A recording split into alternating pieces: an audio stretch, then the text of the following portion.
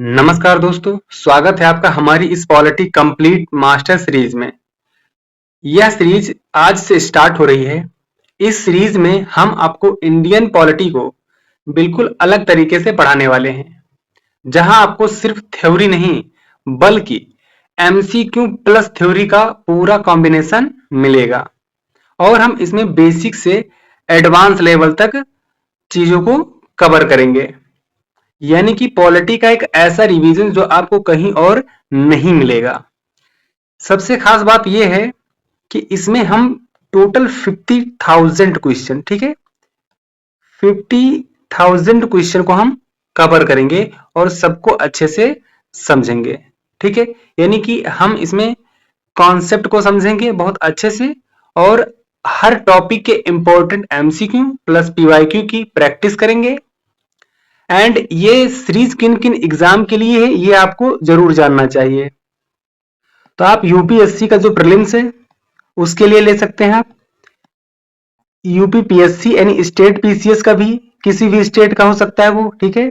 State PCS का prelims के लिए आप ले सकते हैं। एसएससी का कोई भी एग्जाम हो, एसएससी का कोई भी एग्जाम हो, वो सीजीएल, सीएचएसएल, एमटीएस, जीडी या और भी जो भी एग्जाम है वो सभी एसएससी के एग्जाम कवर हो जाएंगे। रेलवे के सभी एग्जाम कवर हो जाएंगे और यूपीएसआई, यूपीपी ये कवर हो जाएंगे। तो देखो अभी कैलेंडर जारी हुआ है, ये सभी वैकेंसी आने वाली भी हैं, तो इस सीरीज को कंप्लीट देखना।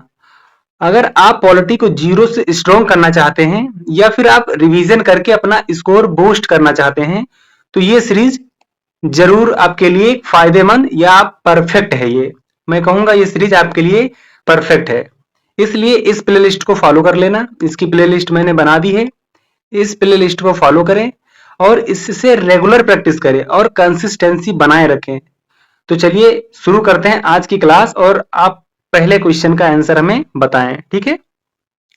तो चलिए अब स्टार्ट करते हैं और हर एक क्वेश्चन को बहुत अच्छे से समझेंगे, बहुत अच्छे से याद करेंगे, ठीक है।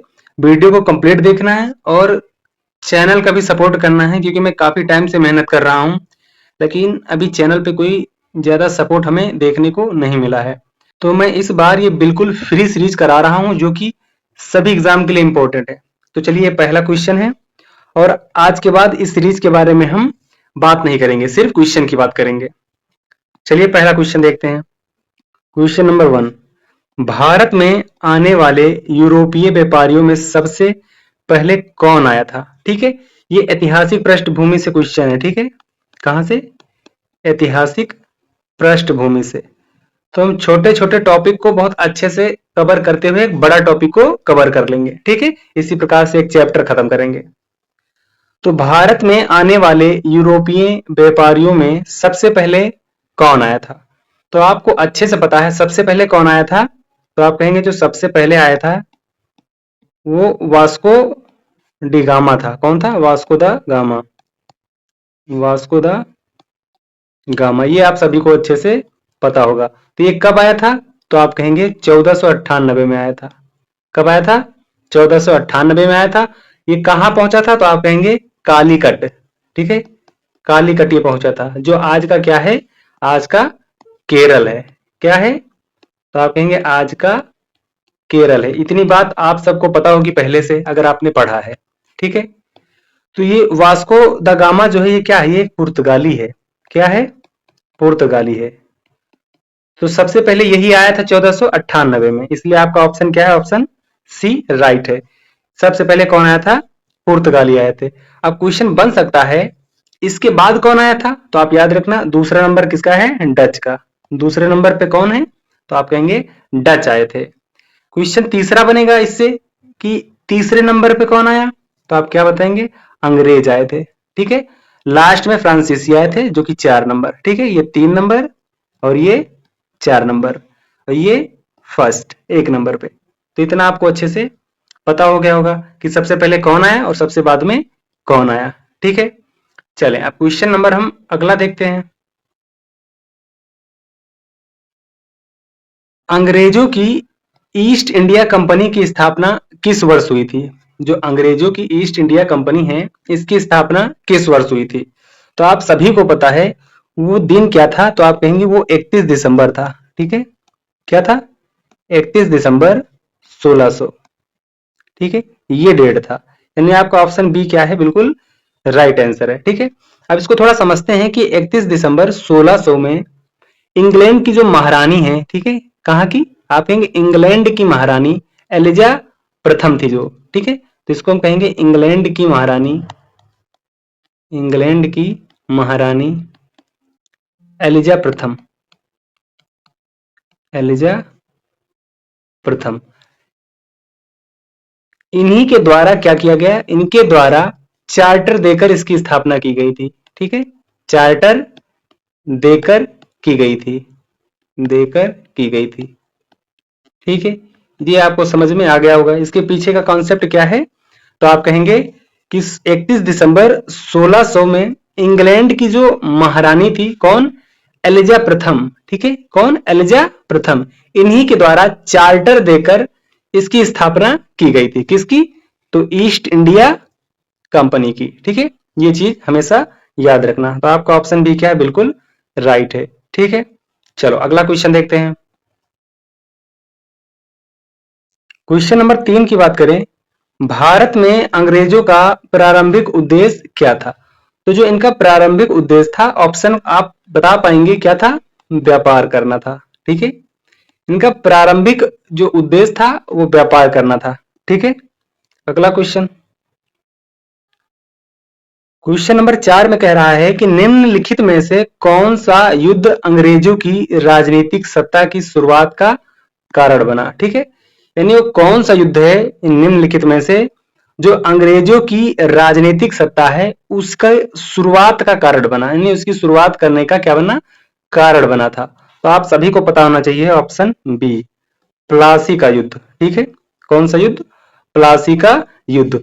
अच्छा, इसके बारे में अगर आपसे पूछे ये कब हुआ, तो आप कहेंगे 23, इसे बहुत अच्छे से याद रखना है, 23 जून 1757 में। ठीक है, 1757 में। कहाँ हुआ था? तो आप सभी को पता ही है, प्लासी में। ठीक है, ये याद रखना जरूर। ठीक है, फिर यहां से क्वेश्चन बन सकता है किसके बीच हुआ था?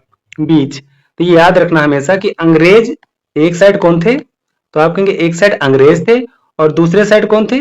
तो आप कहेंगे बंगाल के नवाब थे। कौन थे? बंगाल के नवाब, नवाब। तो इतना याद रखना, जो प्लासी का युद्ध है किसके बीच में हुआ था? तो आप कहेंगे अंग्रेज थे और एक साइड बंगाल के नवाब थे। अंग्रेज यानी ये जो ईस्ट इंडिया कंपनी है। ठीक है, तो यहां से क्वेश्चन बनता है कि जो बंगाल के नवाब, तो आप सभी को पता है बंगाल के नवाब कौन है? सिराजुद्दौला। ठीक है, और अंग्रेज की साइड से कौन थे? तो आप कहेंगे रॉबर्ट क्लाइव थे। अंग्रेज के साइड से कौन था? रॉबर्ट क्लाइव था। तो रॉबर्ट क्लाइव कौन था? तो आप सभी को पता है जो ईस्ट इंडिया कंपनी है इसका वो सेनापति था। क्या था? सेनापति थे, या फिर आप कह सकते हैं अधिकारी था। ठीक है, सेनापति अधिकारी था। किसका? ईस्ट इंडिया कंपनी का। कौन था?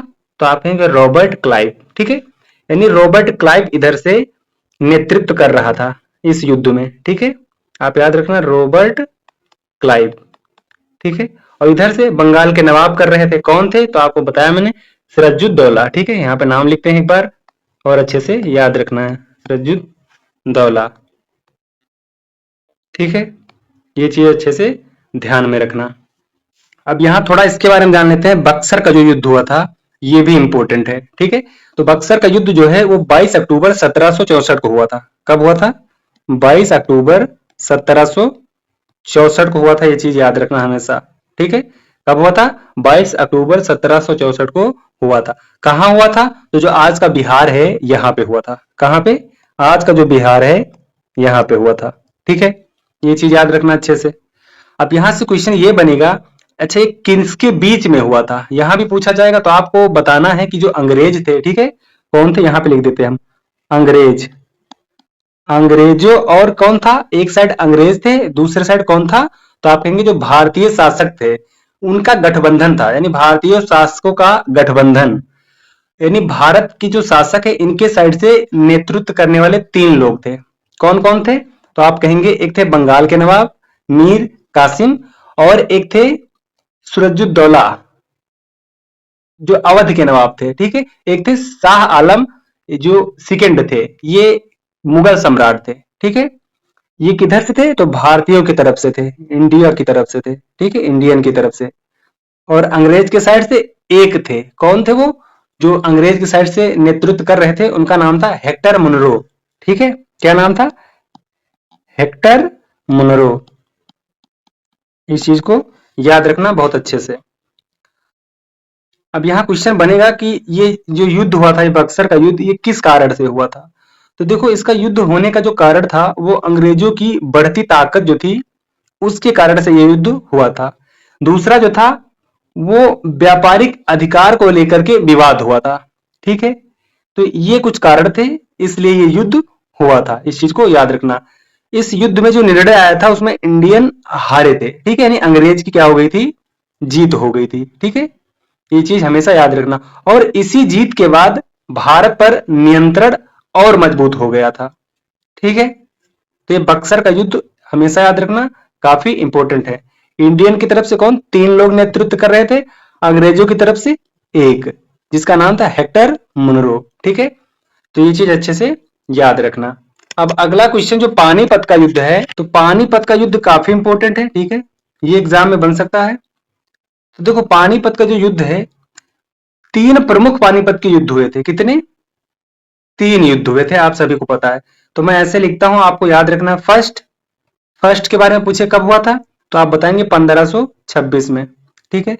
सेकंड का अगर हम पूछें, सेकंड कब हुआ था, तो आप सभी को पता है 1556 में हुआ था। और थर्ड का अगर हम पूछे आपसे, थर्ड कब हुआ था, तो आप कहेंगे 1761 में हुआ था, ठीक है।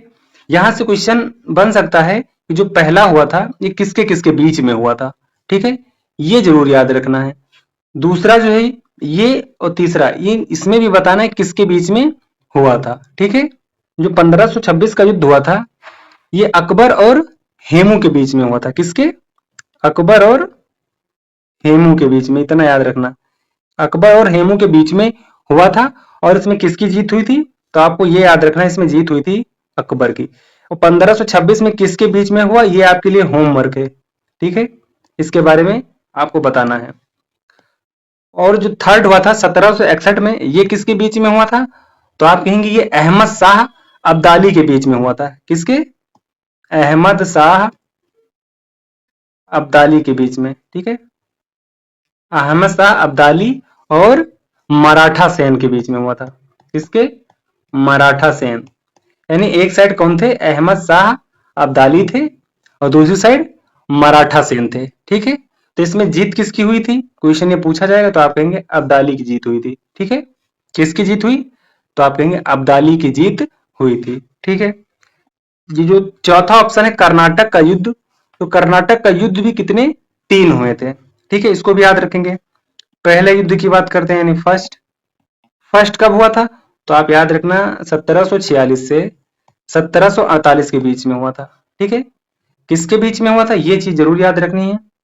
किसके बीच में हुआ था, तो आप कहेंगे अंग्रेज और फ्रांसीसी के बीच में, ठीक है, अंग्रेज और फ्रांसीसी के बीच में, फ्रांसीसी के बीच में, ठीक है। ये पहला युद्ध हो गया। सेकंड युद्ध पे आते हैं। सेकंड बार में जो हुआ था वो, तो आप कहेंगे 1749 से 1754, ठीक है। इसमें क्या हुआ, सेकंड युद्ध हुआ था, ठीक है। थर्ड युद्ध भी लिख लेते हैं। थर्ड युद्ध, तो आप कहेंगे 1756 से 1763, ठीक है, 1763, हाँ 1763 में हुआ था। ये किसके बीच में हुआ था, तो ये भी हुआ था अंग्रेज और फ्रांसीसी के बीच में, अंग्रेज और फ्रांसीसी के बीच में, फ्रांसीसी के बीच में। इसमें जीत किसकी हुई थी, तो आप कहेंगे इसमें जीत अंग्रेज की हुई थी, ठीक है, यानी अंग्रेज जो थे इसमें जीत गए थे। तो ये चीज आपको अच्छे से पता है, ठीक है। चलो अब क्वेश्चन नंबर हम अगला देखते हैं। ये स्लाइड काफी इंपॉर्टेंट है, ठीक है, इसे आप अच्छे से लिख सकते हैं। और अगर आपको समझ में नहीं आ रही है चीजें तो आप कमेंट करके जरूर बताना, प्रयास करेंगे और बेहतर करने की। अगला क्वेश्चन, प्लासी का युद्ध किनके बीच हुआ था, तो अभी अभी आपने इसको पढ़ा था, किसके बीच हुआ था, अंग्रेज और सिराजुद्दौला के बीच में, ठीक है। यानी आपका ऑप्शन बी क्या है, बिल्कुल करेक्ट है, ठीक है। चले, अच्छा यहाँ पे हम थोड़ा समझ लेते हैं, अच्छे से समझ लेते हैं कि जो 1774 का बक्सर युद्ध हुआ था, ठीक है, 1774 का कौन सा युद्ध? बक्सर का युद्ध हुआ था, ठीक है, अभी अभी हमने पढ़ा है। तो इसमें क्या हुआ था?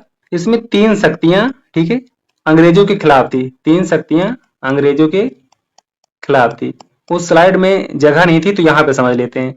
1774 में जो बक्सर का युद्ध हुआ था, इसमें तीन शक्तियां थी जो अंग्रेजों के खिलाफ थी, ठीक है, किसके? अंग्रेजों की। अच्छा यहाँ पे अभी आपने पढ़ा कहाँ पे? ये बक्सर का युद्ध, जो अंग्रेज थे और इंडियन की तरफ से तीन तीन शक्तियां थी जो अंग्रेजों के खिलाफ थी। तो इसी चीज को यहाँ पे हम समझेंगे, ठीक है। तीन शक्तियां थी जो अंग्रेजों की क्या थी? खिलाफ थी, खिलाफ। और वो तीन शक्तियां कौन कौन सी उनको समझते हैं, ठीक है। देखो बहुत अच्छे से समझना है। पहली शक्ति कौन थी? तो आप कहेंगे मीर कासिम, ठीक है।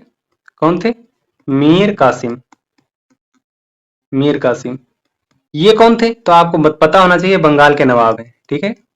ये क्या थे? बंगाल के नवाब, ये बंगाल के नवाब थे। दूसरी शक्ति की बात करते हैं, तो दूसरी आपको पता है सुजाउद्दौला थे, ठीक है। कौन थे? सुजाउद्दौला, ठीक है, सुजाउद्दौला।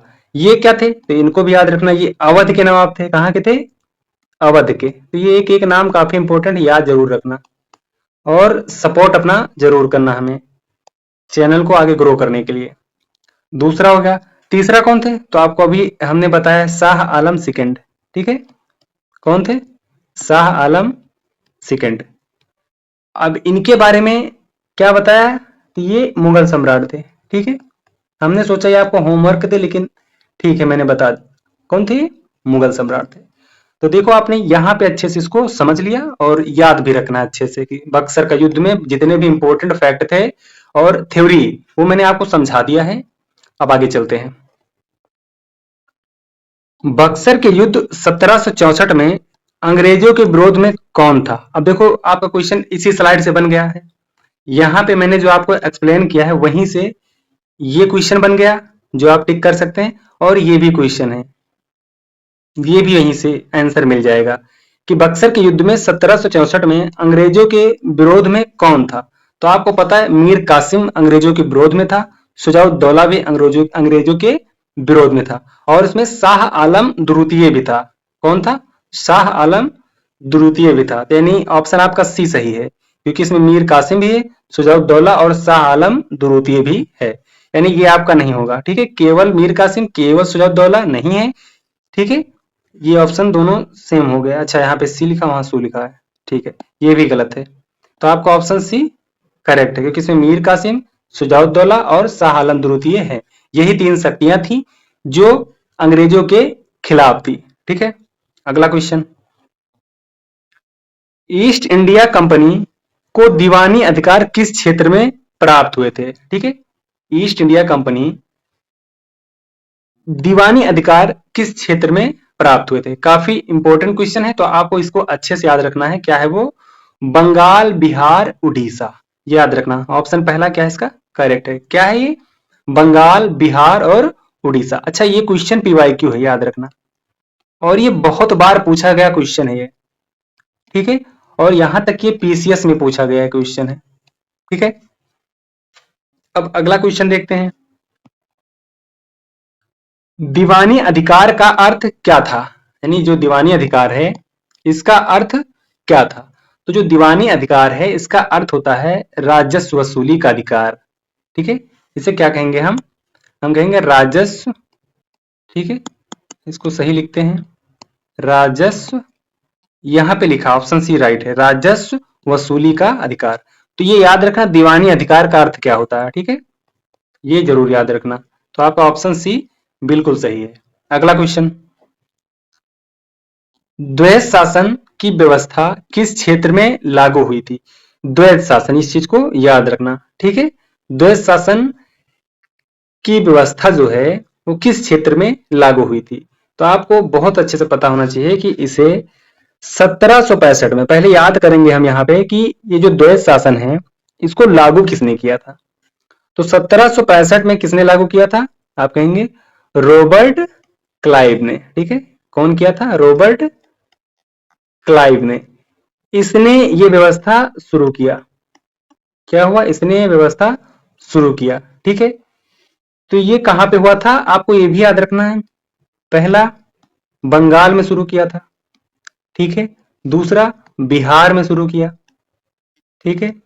तीसरा उड़ीसा में। तो ये तीन नाम हमेशा याद रखना। तो यहां पे द्वैध शासन व्यवस्था को शुरू किया गया था। तो इसमें से कौन सा नाम आ रहा है? तो आप कहेंगे यहाँ पे बंगाल आ रहा है, ठीक है। यानी आपका ऑप्शन सी क्या है? बिल्कुल सही आंसर है, ठीक है। देखो यहाँ पे हम समझते हैं द्वैध शासन को, पहले समझ लेते हैं द्वैध शासन क्या है आखिर, ये तो हमें पता चले, ठीक है। देखो द्वैध शासन को एक प्रकार से हम ऐसे पढ़ेंगे, ये ए व्यक्ति है, ये बी व्यक्ति है, ठीक है। जब द्वैध शासन की परिभाषा अगर आपको बताएं तो यहाँ पे ध्यान से सुनना कि मानते हैं ये ए व्यक्ति है, ठीक है। इसके पास राजस्व है। क्या है? राजस्व है। राजस्व मतलब पैसा है, ठीक है, पैसा है। ये बी व्यक्ति है, ठीक है। इसके पास क्या है? जिम्मेदारी है।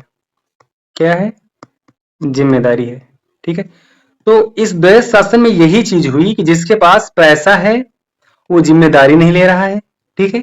और जिसके पास जिम्मेदारी है उसके पास पैसे नहीं है, ठीक है, पैसे नहीं है। मान लेते हैं इसने जिम्मेदारी ली है बी व्यक्ति ने, ठीक है। अब यहां पे अगर किसी भी चीज की जिम्मेदारी ली गई है, अधिकारियों की जिम्मेदारी है, तो यहाँ पे उनका खर्चा भी उठाना होगा। लेकिन इसके पास क्या? पैसा होता ही नहीं है। पैसा किसके पास होता है? पैसा होता है ए व्यक्ति के पास। इसके पास पैसा है तो ये जिम्मेदारी नहीं ले रहा है, ठीक है। तो ये देश शासन में होता है, यही देश शासन में हुआ। तो इससे क्या हो गया? इससे ये हुआ कि अधिकारियों में भ्रष्टाचार फैल गया, ठीक है। अधिकारियों में क्या हुआ था? भ्रष्टाचार फैल गया। तो आप ये द्वैध शासन को समझ गए होंगे, हम बहुत सिंपल एग्जांपल में आपको समझाए हैं। अगला क्वेश्चन, द्वैध शासन प्रणाली का मुख्य परिणाम क्या हुआ? देखो यहाँ पे क्वेश्चन भी आ गया। तो क्या हुआ था? भ्रष्टाचार और अव्यवस्था में वृद्धि हुई थी, ठीक है। क्यों? क्योंकि जब द्वैध शासन प्रणाली लागू हुई तो इससे क्या हुआ? इसमें ये हुआ कि अंग्रेज जो थे, अंग्रेज, ठीक है, इन्होंने क्या किया? राजस्व तो ले लिया था। राजस्व यानी कि पैसा तो ले लिया था। पैसा क्या किया इन्होंने? पैसा बहुत आराम से ले लिया, क्योंकि पैसा किसी को तो काटता नहीं है। पैसा ले लिया था आराम से, लेकिन जिम्मेदारी नहीं ली। क्या किया इन्होंने?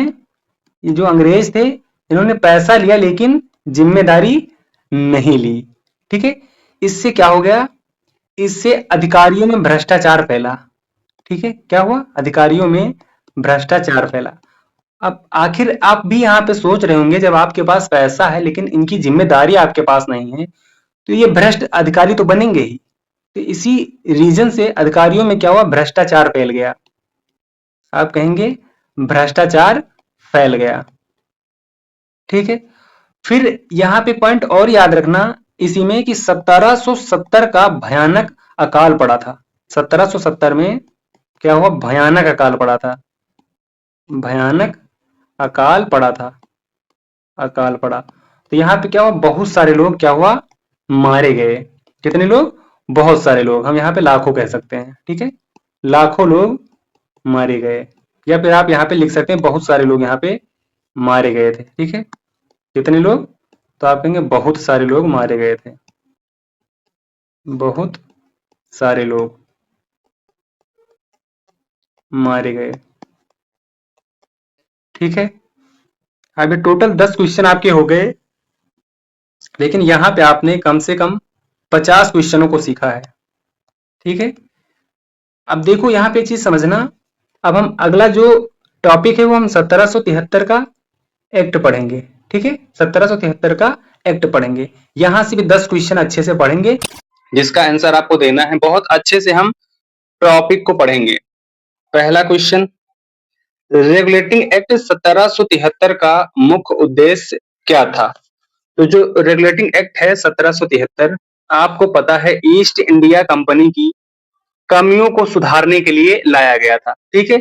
यानी आप कहेंगे कि ईस्ट इंडिया कंपनी के प्रशासन को नियंत्रण करने के लिए, ठीक है। क्या करना? इसका काम क्या था? नियंत्रित करना था। क्या? ईस्ट इंडिया कंपनी के प्रशासन को, ठीक है। तो आपका ऑप्शन बी जो है बिल्कुल सही है। अब अगला क्वेश्चन देखते हैं और वहां पे हम 1773 का जो रेगुलेटिंग एक्ट है इसको बहुत अच्छे से समझेंगे। रेगुलेटिंग एक्ट 1773 के तहत बंगाल के गवर्नर को क्या बनाया गया था? ठीक है, तो आपको बहुत अच्छे से पता होना चाहिए, जो बंगाल के गवर्नर थे उन्हें क्या कर दिया गया? गवर्नर जनरल बना दिया गया। ठीक है, यानी ये जो गवर्नर जनरल है ये पद दे दिया गया था। ठीक है, इतना आपको पता है, यानी आपका बी ऑप्शन जो है बिल्कुल सही है। ठीक है, अब हम यहाँ पे थोड़ा 1773 का रेगुलेटिंग एक्ट समझ लेते हैं। ठीक है, कि इसके अंतर्गत क्या-क्या चीजें की गई थी। देखो पहले यहाँ पे समझते हैं ये पॉइंट कि क्या किया गया यहाँ पे? गवर्नर जनरल बना दिया गया। तो यहाँ क्वेश्चन बनेगा फर्स्ट गवर्नर जनरल कौन थे? ठीक है, फर्स्ट गवर्नर जनरल कौन थे? तो आपको क्या बताना है? आपको लिखना है लॉर्ड वारेन हेस्टिंग। ठीक है, क्या कहेंगे आप? Lord Warren Hasting. Warren Hasting, इस चीज को याद रखना। ठीक है, ये नाम काफी इंपॉर्टेंट है क्योंकि ये एग्जाम में पूछा गया है। ठीक है, तो बार बार पूछा जाने वाला जो भी पॉइंट है उसे जरूर नोट कर लेना है। ठीक है, अब आपने गवर्नर जनरल के बारे में जान गए, फर्स्ट गवर्नर जनरल कौन थे आप ये भी जान गए। ठीक है, और आपको यहाँ पे पता होना चाहिए कि 1773 का जो रेगुलेटिंग एक्ट है इसी के माध्यम से कंपनी की देख रेख के लिए इंग्लैंड में 2 संस्थाएं बनाई गई थी। ठीक है, कहाँ पे? इंग्लैंड में। इंग्लैंड में कितनी? इंग्लैंड में 2 संस्थाएं बनाई गई थी। वो संस्थाएं कौन कौन सी हैं? तो ये जरूर याद रखना। पहली संस्था क्या थी? निदेशक मंडल। ठीक है, क्या थी? निदेशक मंडल। ये पॉइंट याद कर लेना अच्छे से, निदेशक मंडल। यहाँ पे कितने सदस्य थे? तो आप कहेंगे यहाँ पे कुल सदस्य कितने थे? 24 सदस्य थे। ठीक है, यानी इस निदेशक मंडल में कुल कितने सदस्य थे? तो आप कहेंगे 24 सदस्य। ठीक है, और आपका जो दूसरा था संस्था वो क्या था? हितधारकों का मंडल था। क्या था? तो आप कहेंगे हितधारकों का मंडल। बहुत आराम से चीजों को पढ़ना है और अच्छे से याद रखना है। हितधारकों का मंडल। ठीक है, तो ये 2 संस्थाएं थी, इस चीज को याद रखना अच्छे से। कितनी संस्थाएं थी? 2 संस्थाएं थी। ठीक है, और इसी के माध्यम से क्या हुआ था? इसी के माध्यम से जो कंपनी के कर्मचारी थे उनको निजी व्यापार करने और भारतीय लोगों से उपहार व रिश्वत लेने के लिए क्या किया गया?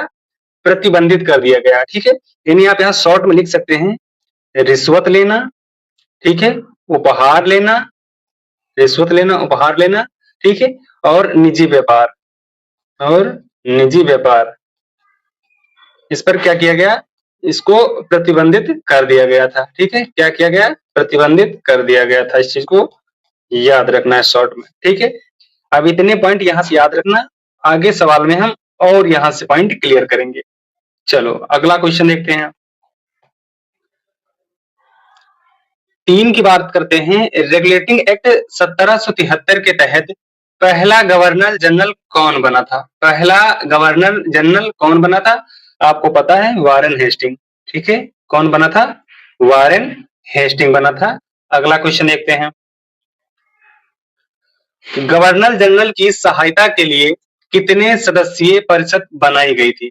तो जो गवर्नर जनरल है उसके सहायता के लिए कितने सदस्य की परिषद बनाई गई थी? तो आपको पता है वो 4 सदस्यीय परिषद थी। कितनी? 4 सदस्यीय परिषद थी। ठीक है, ये चीज याद रखना। अच्छा, यहाँ पे आपने देखा कि गवर्नर जनरल कौन था? तो आप कहेंगे वारेन हेस्टिंग था। कौन था? वारेन हेस्टिंग था। ठीक है, वारेन हेस्टिंग। अब एक चीज यहाँ पे जरूर याद रखना, ये क्लियर कर देता हूं कि ये क्या था? ये इस संसदीय परिषद का क्या था? अध्यक्ष था। इस चीज को याद रखना। ये जो 4 सदस्यीय परिषद बनाई गई थी इसका अध्यक्ष कौन था? वारेन हेस्टिंग था। ये आपको बहुत कम देखने को मिलता है, ये हर जगह आपको नहीं बताया जाता। ठीक है, लेकिन यहाँ आपको क्लियर कर रहा हूं कि वारेन हेस्टिंग क्या था? अध्यक्ष था। किसका? इस संसदीय परिषद का। बाकी यहाँ पे 4 लोग थे। अब हम समझ लेते वो 4 लोग कौन कौन थे। तो पहला इंसान वो कौन था? तो आप कहेंगे फिलिप फ्रांसिस था। नाम याद रखना है और अच्छे से याद रखना है, फिलिप फ्रांसिस। ठीक है, फिलिप फ्रांसिस। यहाँ पे अभी आपको और भी चीजें जानने को मिलेंगी। Philip Francis. अब मैं आपसे पूछूंगा फिलिप फ्रांसिस था कौन? तो आप क्या कहेंगे? ये ब्रिटिश राजनीतिज्ञ था। ठीक है, क्या था? ब्रिटिश राजनीतिज्ञ था। यहाँ पे लिखते हैं ब्रिटिश राजनीतिज्ञ। ठीक है, ये ठीक है, ये चीज याद रखना। अब यहाँ पे एक चीज और याद रखना, ये जो था ये किसका विरोधी था? तो आप कहेंगे ये विरोधी था वारेन हेस्टिंग का। ठीक है, किसका विरोधी था? वारेन हेस्टिंग का। अच्छा, ये कहां से आए थे? तो आप कहेंगे इंग्लैंड से आए थे। कहां से? इंग्लैंड से। ठीक है, ये जो फिलिप फ्रांसिस है ये कहां से आया था? तो आप कहेंगे इंग्लैंड से आया था। ठीक है, इंग्लैंड से आए थे। और ये यहाँ पे लिख लेना, और ये वारेन हेस्टिंग पे, वारेन हेस्टिंग, वारेन हेस्टिंग के सबसे बड़े विरोधी थे। ठीक है, के सबसे बड़े क्या थे? विरोधी थे। ठीक है, ये पॉइंट आपका क्लियर हो गया होगा अच्छे से। ठीक है, अब हम दूसरा जो आदमी था, दूसरा जो पर्सन था उसको समझ लेते हैं। दूसरा कौन था? तो आप कहेंगे जनरल। ठीक है, नाम याद रखना है हमेशा, जनरल जॉन, जनरल जॉन क्लेवेरिंग। ठीक है, क्लेवेरिंग। ये चार नाम याद रखने हैं। ठीक है, चार नाम याद रखने हैं अच्छे से। तो ये कौन था? आपसे क्वेश्चन बने कि जनरल जॉन क्लेवेरिंग कौन था? तो आप कहेंगे ब्रिटिश सेना के ये जनरल थे। ठीक है, क्या कहेंगे आप? ब्रिटिश सेना के। ठीक है, ब्रिटिश सेना के, ब्रिटिश सेना के जनरल थे ये। ठीक है, अगला पॉइंट याद रखना है। अगला पॉइंट यहाँ पे तीसरा, ये जॉर्ज मॉनसन थे। तीसरा आदमी जो था जॉर्ज मॉनसन, जॉर्ज मॉनसन। ठीक है, इसे क्या लिखेंगे हम? लिखेंगे जॉर्ज मॉनसन। इनके बारे में हम थोड़ा जानकारी लेते हैं। ये कौन थे? तो ये ब्रिटिश के सिविल अधिकारी थे। ठीक है, ये क्या थे? ये ब्रिटिश के सिविल अधिकारी थे। ब्रिटिश के सिविल अधिकारी, इस चीज को याद रखना है अच्छे से। ब्रिटिश के सिविल अधिकारी हो गए। और चौथा जो पर्सन था वो कौन था? तो आप कहेंगे रिचर्ड बारवेल। ठीक है, क्या था? Richard barbell. इस चीज को याद रखना है, रिचर्ड बारवेल। ये कौन था? तो आपको पता है ये ईस्ट इंडिया कंपनी के अधिकारी थे। ठीक है, ईस्ट इंडिया कंपनी के कौन थे? अधिकारी थे। तो अब यहां से सारे पॉइंट आपके क्लियर हो गए होंगे। क्वेश्चन, गवर्नर जनरल कौन थे फर्स्ट? तो आप कहेंगे वारेन हेस्टिंग, और इनकी सहायता के लिए 4 सदस्यीय परिषद बनाई गई थी। तो 4 सदस्य कौन कौन से थे? आपके सामने यहाँ पे चारों सदस्य के नाम थे, और ये कौन है, क्या है, वो चीज भी यहाँ पे हमने बता दी है। ठीक है, बहुत अच्छे से चारों नाम याद रखना। चलिए क्वेश्चन अगला देखते हैं। 1773 के एक्ट के तहत सुप्रीम कोर्ट की स्थापना कहाँ की गई थी? तो आपको पता है ये कहाँ हुई थी? कलकत्ता में हुई थी। ये किसके अंतर्गत हुआ था? 1773 के, आपको पता है। ठीक है, तो ये चीज बहुत अच्छे से याद रखना है। अब क्वेश्चन यहां मैं आपसे पूछता हूं कि ये 1773 एक्ट के तहत हुआ था सुप्रीम कोर्ट की स्थापना, लेकिन अगर मैं पूछूं कब हुआ था, तो आप क्या कहेंगे कि ये कलकत्ता में हुआ था, लेकिन 1774 में हुआ था। ठीक है, कब हुआ था? 1774 में हुआ था। अभी जो सुप्रीम कोर्ट है, ठीक है, इसकी स्थापना जब हुई तो यहाँ प्रथम मुख्य न्यायाधीश कौन था? यहाँ पे लिखते हैं प्रथम मुख्य न्यायाधीश कौन था? मुख्य न्यायाधीश। ठीक है, आपको पता है तो आप भी कमेंट करके जरूर बताएं। तो प्रथम मुख्य न्यायाधीश कौन था? तो आप कहेंगे सर एलिजा एम्पे थे। कौन था? Sir Elijah Impey. ठीक है, सर एलिजा एम्पे थे। ठीक है, अब यहाँ पे और याद रखना अच्छे से कि इसमें जो ये सुप्रीम कोर्ट की स्थापना हुई थी, इनमें न्यायाधीशों की संख्या कितनी थी? ठीक है, यानी इसमें कितने लोग शामिल थे? तो आप कहेंगे टोटल 4 थे। 4 में एक ये हो गए प्रथम मुख्य न्यायाधीश सर एलिजा एम्पे हो गए। इसमें 3 सदस्य और थे। वो 3 सदस्य कौन थे? उनके नाम लिख लेते हैं बहुत अच्छे से। तो पहला नाम क्या आएगा? Stephen Caesar, Stephen Caesar Lemaitre. ठीक है, लेमेस्ट्रे, इस चीज को याद रखना है, लेमेस्ट्रे। अगला नाम जो आएगा तो आप कहेंगे जॉन हाइड। ठीक है, इनके बारे में याद रखना है, क्या है? John hide. अगला नाम तो आप कहेंगे रॉबर्ट चेम्बर्स, ठीक है, रॉबर्ट चेम्बर्स, चेम्बर्स, ठीक है। अब यहाँ एक चीज याद रखना कि ये चारों न्यायाधीश क्या हैं, जैसे आपसे क्वेश्चन बने हुए कौन है, कहां से आए हैं, इनके चार नाम यहाँ पे क्यों हैं, तो आप ये याद रखना कि ये चारों जो न्यायाधीश हैं इंग्लैंड के पेशेवर कौन हैं, जज हैं या फिर वकील हैं, ठीक है, जज और वकील हैं ये, कौन, ये सभी, ये चारों। तो इस चीज को याद रखना है कि ये इंग्लैंड के क्या हैं, पेशेवर जज वकील थे, जिन्हें सीधे किसने, ब्रिटिश क्राउन ने क्या किया, भारत भेजा था। किसने भेजा था, ब्रिटिश क्राउन ने, ठीक है, इस चीज को याद रखना। इनको सीधे ब्रिटिश क्राउन ने भारत भेजा था। इनका काम क्या था, तो इनका काम था कोलकाता में अंग्रेजी कानून के अनुसार न्याय देना, ठीक है। इनका काम क्या था, इनका काम था कोलकाता में अंग्रेजी कानून के अनुसार न्याय देना, ठीक है।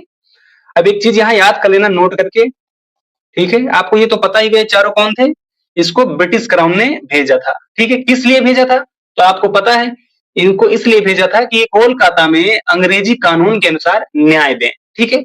नोट करके यहां लिखना कि ये जितने भी सदस्य हैं चार, ये ईस्ट इंडिया कंपनी के सदस्य नहीं थे, ठीक है, सदस्य नहीं थे, ये चारों क्या है, ईस्ट इंडिया कंपनी के सदस्य नहीं थे, यानी कि आप कहेंगे कर्मचारी नहीं थे, ठीक है, यहाँ पे कर्मचारी लिखना है, क्या लिखना है, ये कर्मचारी नहीं थे, ठीक है, कर्मचारी, ये चीज याद रखना। चलो अब अगला क्वेश्चन देखें। कलकत्ता सुप्रीम कोर्ट की स्थापना कब हुई, ठीक है, तो अभी आपको मैंने बताया 1774 में हुई है, ठीक है। अगला क्वेश्चन, रेगुलेटिंग एक्ट 1773 के तहत सुप्रीम कोर्ट में कितने न्यायाधीश थे, तो आपको बहुत अच्छे से पता होना चाहिए सुप्रीम कोर्ट में कितने न्यायाधीश थे, तो आप कहेंगे 4 न्यायाधीश थे, ठीक है, कितने, 4 न्यायाधीश थे, इस चीज को याद रखना। हमने आपको चारों के नाम भी बता दिए, ठीक है। अगला क्वेश्चन, रेगुलेटिंग एक्ट 1773 के अनुसार मद्रास और बंबई की प्रेसिडेंसी की स्थिति क्या थी, तो मद्रास और जो बंबई की प्रेसिडेंसी है इसकी स्थिति क्या थी, तो आप सभी को पता है ये क्या हुआ था, बंगाल के अधीन कर दी गई थी, ठीक है। इसी एक्ट के द्वारा 1773 का जो एक्ट है, इसी एक्ट के द्वारा बंगाल के अधीन कर दी गई, ठीक है, ये चीज याद रखना। अगला क्वेश्चन, रेगुलेटिंग एक्ट 1773 ने किसके अधिकार को सीमित किया, तो जो 1773 का रेगुलेटिंग एक्ट है इसने किसके अधिकार को सीमित किया था, तो आपने इसको अच्छे से पढ़ा है, किसके, ब्रिटिश शासन को नियंत्रित करने का ये पहला संवैधानिक कदम था, ठीक है, इसके, ब्रिटिश शासन को नियंत्रित करने का, ब्रिटिश शासन को नियंत्रित करने का, नियंत्रित करने का, नियंत्रित करने का पहला संवैधानिक, ठीक है, क्या ये पहला संवैधानिक प्रयास था, संवैधानिक प्रयास था, ठीक है। तो ये पॉइंट यहां से है, तो यहां आपका क्या हुआ, इसका जो आपको मैंने ये आपको पॉइंट बता दिया है, ठीक है। अब इसमें से आपको राइट आंसर क्या है कमेंट बॉक्स में बताना है, ठीक है, ये चीज याद रखना। अगला क्वेश्चन, रेगुलेटिंग एक्ट 1773 को किस रूप में जाना जाता है, तो आपको पता है ये किस रूप में जाना जाता है, ब्रिटिश सरकार का पहला नियंत्रण था ये, ठीक है, ब्रिटिश सरकार का क्या था, ये पहला नियंत्रण था, ठीक है, क्या था ये, ब्रिटिश सरकार का पहला नियंत्रण था, इस चीज को याद रखना। अच्छा, यहाँ पे एक चीज और याद रखना कि जो ब्रिटिश शासन का नियंत्रण करने का पहला संवैधानिक प्रयास था, ये यहाँ का है, ठीक है, इसका है, 1773 को किस रूप में जाना जाता है, तो आप ये चीज टिक करेंगे, ठीक है। बाकी इसका जो आंसर ऑप्शन बी है, ईस्ट इंडिया कंपनी के निदेशक मंडल। यहाँ पे क्वेश्चन था 1773 ने किसके अधिकार को सीमित किया, तो जो सीमित किया था वो निदेशक मंडल के अधिकार को किया था, ठीक है। आपने पढ़ा था 2 संस्थाएं इंग्लैंड में बनाई गई थी, आपको याद आया होगा, 2 संस्थाएं कौन कौन सी थी, पहला था एक निदेशक मंडल जिसमें कितने कुल 24 सदस्य थे, दूसरा था हितधारकों का मंडल, ठीक है, किसका, हितधारकों का मंडल। तो जो 1773 ने अधिकार को सीमित किया था तो वो ईस्ट इंडिया कंपनी के निदेशक मंडल के अधिकार को, ठीक है। तो ये आपका ऑप्शन बी है, यहाँ पे मैंने आपको क्लियर कर दिया, ठीक है। तो आपके ये 10 क्वेश्चन कंप्लीट हो गए। और 1773 का जो रेगुलेटिंग एक्ट है इसको कंप्लीट हमने बता दिया। ठीक है, यहाँ सुप्रीम कोर्ट की बात की, गवर्नर जनरल की बात की, यहाँ से लगभग हमने आपके लिए 15 से 20 एमसीक्यू क्वेश्चन, 20 प्लस एमसीक्यू को मैंने कवर कर दिया है। ठीक है, इतना आज आपको बता दें कि जो आज का टॉपिक है, पहली बात हम चैप्टर वाइज और टॉपिक वाइज पढ़ रहे हैं। तो आज का टॉपिक मैं लिख देता हूं। आज का टॉपिक है 1781 का एक्ट, इससे हम 10 क्वेश्चन पढ़ेंगे। फिर 1784 का एक्ट, यहाँ से भी हम 10 क्वेश्चन पढ़ेंगे। फिर है 1786 का एक्ट, यहाँ से भी हम 10 क्वेश्चन पढ़ेंगे। यानी टोटल हम आज 30 क्वेश्चन पढ़ने वाले हैं विद एक्सप्लेनेशन, बहुत अच्छे से। ठीक है, तो चलिए स्टार्ट करते हैं आज का पहला क्वेश्चन, और इसका आंसर आप भी कमेंट में बताना। 1781 के संशोधन अधिनियम का मुख्य उद्देश्य क्या था? ठीक है, तो इसका मुख्य उद्देश्य क्या था? तो आपको पता है इसका मुख्य उद्देश्य था जो सुप्रीम कोर्ट है, ठीक है, सुप्रीम कोर्ट था, सुप्रीम कोर्ट, इस चीज को याद रखना, सुप्रीम कोर्ट और कार्यपालिका। ठीक है, सुप्रीम कोर्ट और कार्यपालिका, इनके बीच का जो विवाद था उसको समाप्त करना। ठीक है, इनके बीच विवाद को समाप्त करना, या लिख सकते हैं आप विवाद समाप्त करना। ठीक है, यानी आपका ऑप्शन बी क्या है? बिल्कुल करेक्ट आंसर है। ठीक है, इनके बीच विवाद समाप्त करना। अब हम थोड़ा 1781 का जो एक्ट है इसके कुछ इंपॉर्टेंट पॉइंट लिख लेते हैं। ठीक है, इस एक्ट को क्या कहते हैं ये भी बहुत इंपॉर्टेंट है। देखो, इस एक्ट को हम बंदोबस्त कानून के नाम से भी जाते हैं। ठीक है, क्या है? बंदोबस्त कानून के नाम से भी जानते हैं, कानून के नाम से भी जानते हैं, नाम से भी जानते हैं, ये चीज याद रखना। ठीक है, ये पहला पॉइंट हो गया। अच्छा, इसे हम एक और नाम से जानते हैं, वो क्या है? तो आप कहेंगे बंगाल जुडिकेचर अधिनियम। ठीक है, क्या है वो? बंगाल जुडिकेचर, इस चीज को समझते हुए चलना है, बंगाल जुडिकेचर अधिनियम। ठीक है, अधिनियम 1781, तो इस नाम से हम जानते हैं। ठीक है, तो ये चीज अच्छे से याद रखना और बहुत इंपॉर्टेंट भी है। अच्छा, इसका एक उद्देश्य अगर आपसे पूछे इसे क्यों लाया गया, इसका उद्देश्य बताइए। ठीक है, तो इसका उद्देश्य आप जरूर याद रखना। 1781 का जो एक्ट है इसका उद्देश्य क्या था? तो जो 1773 का एक्ट था, ठीक है, जिसे रेगुलेटिंग एक्ट कहते हैं, ठीक है, इस एक्ट की कमियों को दूर करने के लिए लाया गया था। ठीक है, क्या कहेंगे आप? इस एक्ट की कमियों को दूर करने के लिए, कमियों को दूर करने के लिए, करने के लिए,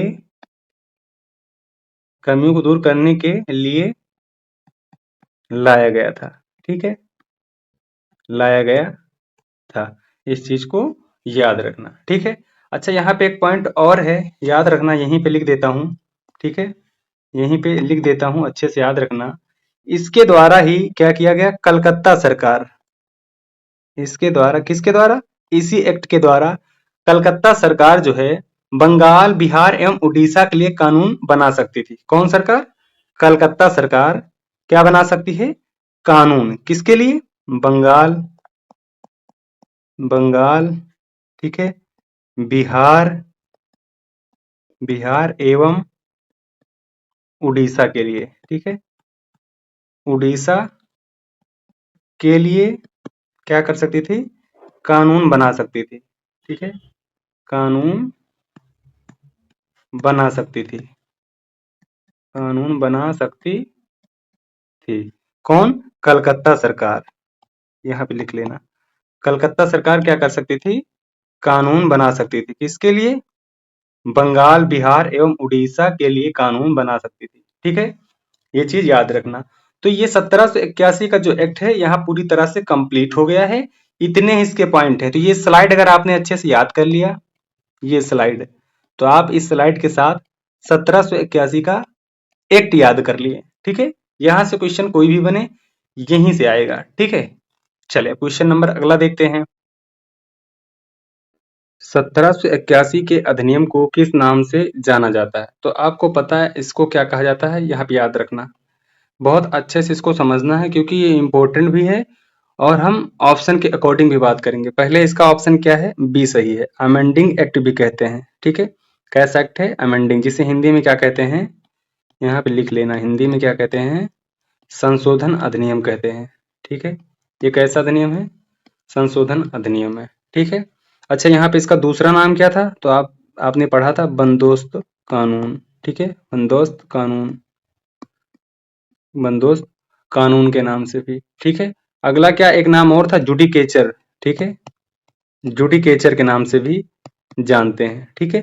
और यहाँ पे एक चीज और याद रख लेना, जिसे हम क्या कहते हैं, बहुत अच्छे से याद रखना है, इसे हम कहते हैं एक्ट ऑफ सेटलमेंट, ठीक है। इस चीज को जरूर याद रखना, एक्ट ऑफ सेटलमेंट 1781, ठीक है, इस नाम से जाना जाता है। ओके, तो इस चीज को अच्छे से ध्यान रखना। चलो क्वेश्चन नंबर हम अगला देखते हैं, जिसको हम बहुत अच्छे से समझेंगे, ठीक है। क्वेश्चन नंबर 3 की बात करते हैं। 1781 के अधिनियम ने सुप्रीम कोर्ट के अधिकार क्षेत्र को कहां तक सीमित किया था? तो आपको अच्छे से पता था सुप्रीम कोर्ट की स्थापना किस एक्ट के द्वारा हुई है, तो आप कहेंगे 1773 के एक्ट द्वारा, ठीक है। लेकिन कब हुई है, कब पूछे, कब, तो आप क्या बताएंगे, 1774 में हुई है, ठीक है। कहां पे, तो आप बताएंगे कलकत्ता में, कलकत्ता में, ठीक है। कहाँ हुई है, तो आप बताएंगे कलकत्ता में, ठीक है। तो इसका जो अधिकार क्षेत्र वो कहाँ होगा, कलकत्ता के निवासियों तक, ठीक है।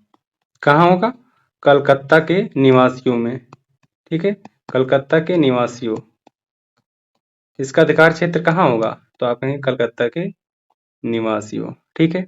ये चीज अच्छे से समझ में आ गई होगी आपको। तो आपका ऑप्शन क्या है, सी बिल्कुल सही आंसर है, ठीक है। चलिए क्वेश्चन नंबर हम अगला देखते हैं। अच्छा, यहीं पे अगर आपसे एक चीज और पूछ लें, प्रथम न्यायाधीश कौन थे, तो आप क्या कहेंगे, सर एलिजा एम्पे, प्रथम न्यायाधीश तो सर एलिजा एम्पे, ठीक है। ये चीज याद रखना अच्छे से। चलिए क्वेश्चन अगला देखते हैं।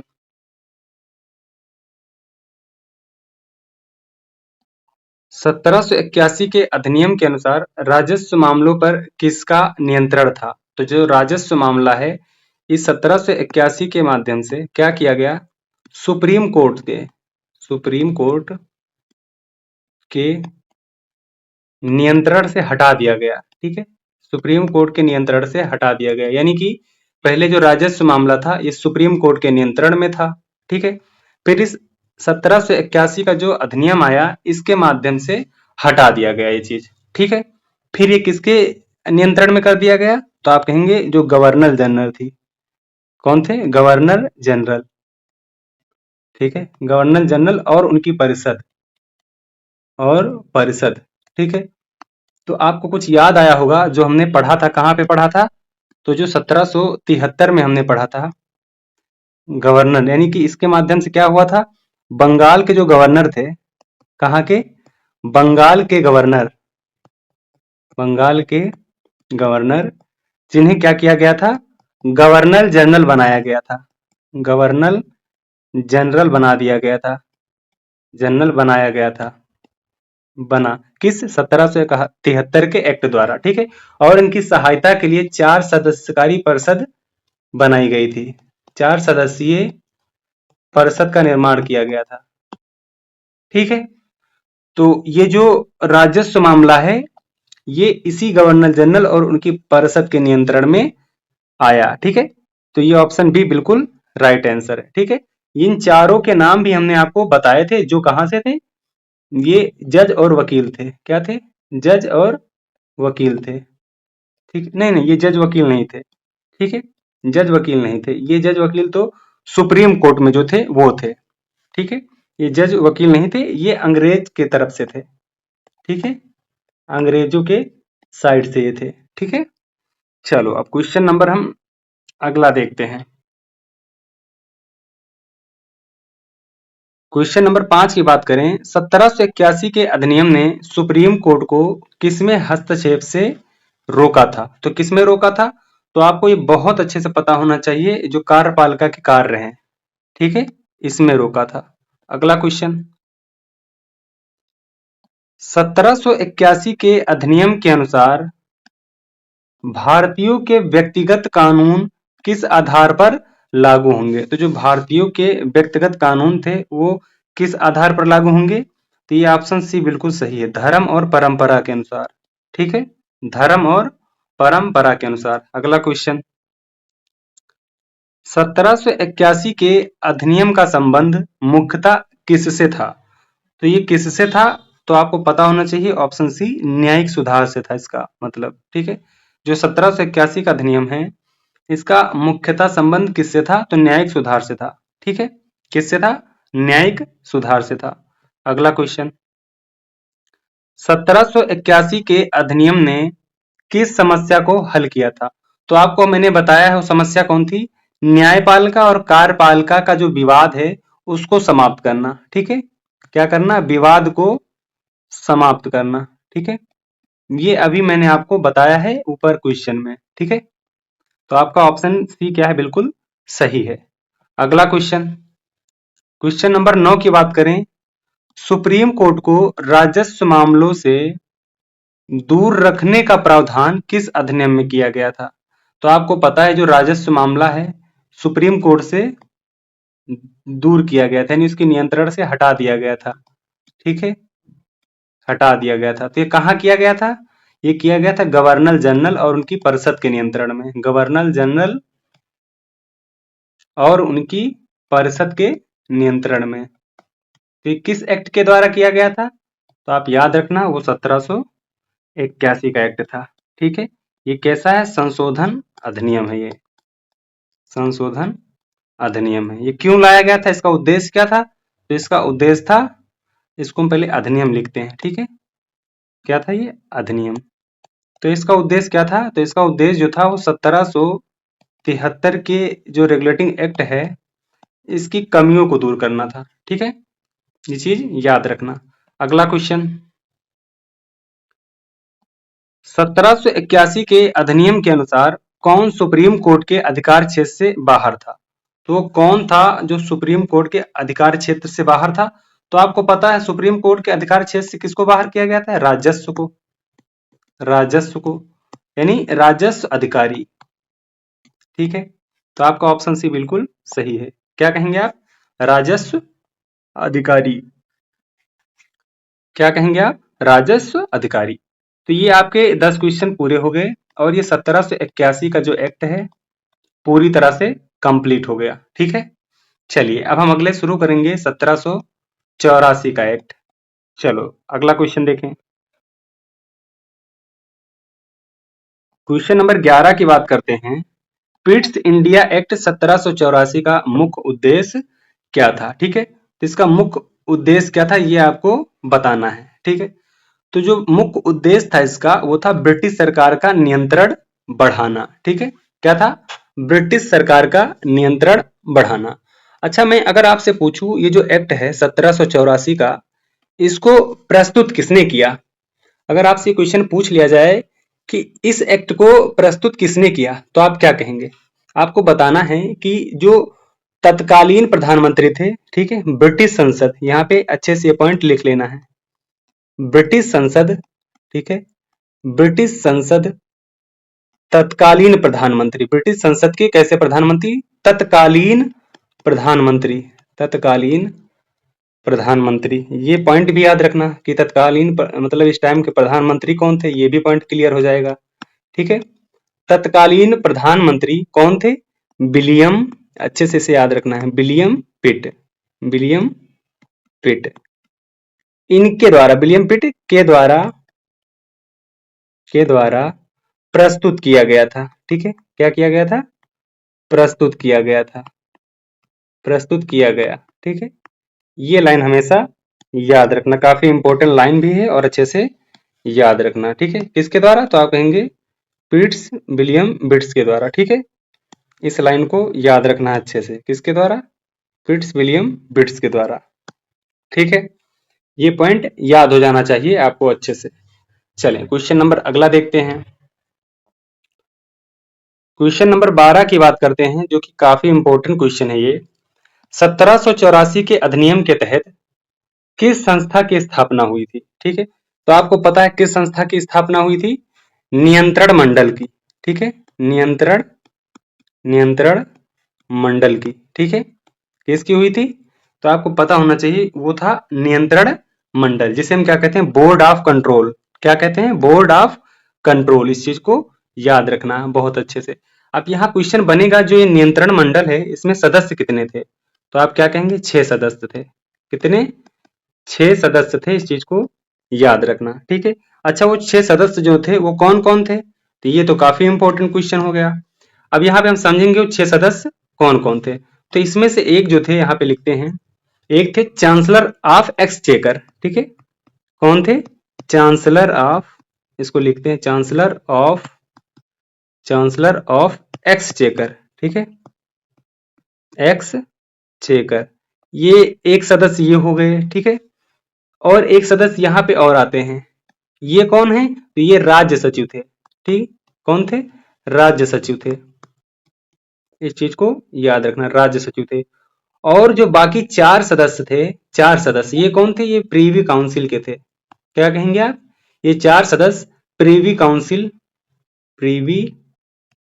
काउंसिल द्वारा, ठीक है, प्रीवी काउंसिल द्वारा मनोनीत किए जाते थे। ठीक है, मनोनीत किए जाते थे। ये लाइन याद होना चाहिए आपको। अच्छा, ये जो मनोनीत किए जाते थे, अब यहाँ पे ये क्वेश्चन बनेगा कि ये जो सदस्य हैं, राज्य सचिव हो गए, चांसलर ऑफ एक्सचेकर हो गए, और ये प्रीवी काउंसिल के सदस्य हो गए। ठीक है, इन सब की नियुक्ति और पदयुक्ति का अधिकार किसको था? तो आप कहेंगे इन सभी का, इन सभी इन सभी का इन सभी की नियुक्ति नियुक्ति एवं पदयुक्ति ठीक है, का अधिकार, पदयुक्ति का अधिकार किसको था? सम्राट को सौंपा गया था। इस चीज को याद रखना, किसको? सम्राट को सौंपा गया था। ठीक है, किसको सौंपा गया था? तो आप कहेंगे सम्राट को सौंपा गया था, जो कि काफी इंपॉर्टेंट बन जाएगा। ठीक है, सम्राट को, ये चीज याद रखना बहुत अच्छे से। अच्छा, चलिए अब आगे थोड़ा पढ़ेंगे। अभी 1-2 पॉइंट और क्लियर करते हैं इस एक्ट से। ठीक है, अब क्वेश्चन बनता है, बोर्ड ऑफ कंट्रोल में कितने सदस्य होते थे? देखो क्वेश्चन वही आ गया जो मैंने आपको बताया था। कितने सदस्य? 6 सदस्य होते थे। अच्छा, अब यहाँ पे स्पेस है, तो यहाँ पे 1-2 पॉइंट कवर कर लेते हैं। आपने पढ़ा था कि जो 1773 का एक्ट था, इसमें क्या हुआ था? गवर्नर जनरल जो थे, इनके लिए क्या किया गया था? 4 सदस्यीय कार्यकारी परिषद का गठन किया गया था। ठीक है, तो यहाँ 1773 में कितने थे सदस्य? 4 थे। तो यहाँ पे 1784 के माध्यम से क्या किया गया? आप कहेंगे इस एक्ट के द्वारा, ठीक है, द्वारा सदस्यों की संख्या, कौन से सदस्यों के? जो गवर्नर जनरल के लिए 4 सदस्यीय परिषद बनाई गई थी। ठीक है, तो आप ऐसे लेंगे, इस एक्ट के द्वारा, ठीक है, थोड़ा यहां सही से लिख लेते हैं, इस एक्ट के द्वारा गवर्नर जनरल, ठीक है, गवर्नर जनरल की गवर्नर जनरल की परिषद के सदस्यों की संख्या, परिषद के सदस्यों की संख्या क्या की गई? 4 से 3 कर दी गई। ठीक है, 4 से 3 कर दी गई। इस चीज को याद रखना, क्या किया गया? 4 से 3 कर दिया गया। ठीक है, तो ये पॉइंट है जिनको आपको अच्छे से याद रखना है। आप देखो 1784 का जो एक्ट है, ये भी कंप्लीट हुआ। ठीक है, यानी इसकी जो थ्योरी कंप्लीट हो गई, यहाँ के जो फैक्ट हैं वो कंप्लीट हो गए। ठीक है, तो बहुत अच्छे से याद रखना 1784 का एक्ट। यहां से हम 5 से 6 पॉइंट आपको बता चुके। अब क्वेश्चन देखते हैं इससे संबंधित। पिट्स इंडिया एक्ट में किस प्रकार की शासन प्रणाली स्थापित हुई थी? ठीक है, तो इस एक्ट में कैसी शासन प्रणाली थी? तो आपको पता होना चाहिए, द्वैध शासन प्रणाली थी। कैसी? द्वैध शासन प्रणाली। ठीक है, तो ये चीज आपको याद रखना है। तो आपका राइट आंसर कौन हो जाएगा? हो जाएगा द्वैध शासन प्रणाली, यानी ऑप्शन बी आपका राइट हो जाएगा। ठीक है, अगला क्वेश्चन। 1784 के अधिनियम में वाणिज्यकार किसके पास रहे हैं? तो जो वाणिज्यकार हैं वो किसके पास थे? तो आपको अच्छे से पता है, वो तो सारे जो किसके पास थे? कंपनी के पास थे। ठीक है, ये वाणिज्यकार किसके पास थे? कंपनी के पास। ठीक है, अगला क्वेश्चन याद रखते हैं अच्छे से। राजनीतिक कार्य किसके अधीन थे? अच्छा, अब यहाँ पे समझना बहुत अच्छे से। ठीक है, ये जो 1784 है, क्या है? 1784, इसके माध्यम से पता है क्या किया गया? आप लिखेंगे एक पॉइंट जो कि इंपॉर्टेंट है, इस चीज को याद रखना, ये पॉइंट इंपॉर्टेंट है। ठीक है, देखो हर एक एक्ट से मैंने कितने क्वेश्चन लिए हैं? 10 क्वेश्चन लिए हैं। तो ये 10 क्वेश्चन तो आपको सॉल्व भी करने हैं, यानी ये 10 एमसीक्यू आपको मिलेंगे। प्लस इस एक्ट से, जैसे हम पढ़ रहे हैं 1784 का एक्ट, अब इस एक्ट से हम और भी एक्स्ट्रा 10 पॉइंट लिखेंगे अच्छे से। ठीक है, तो हमने बहुत सारे पॉइंट बता दिए हैं, अब एक और पॉइंट याद रखना। इस एक्ट द्वारा क्या किया गया? इस एक्ट द्वारा, ठीक है, इस एक्ट द्वारा क्या किया गया था?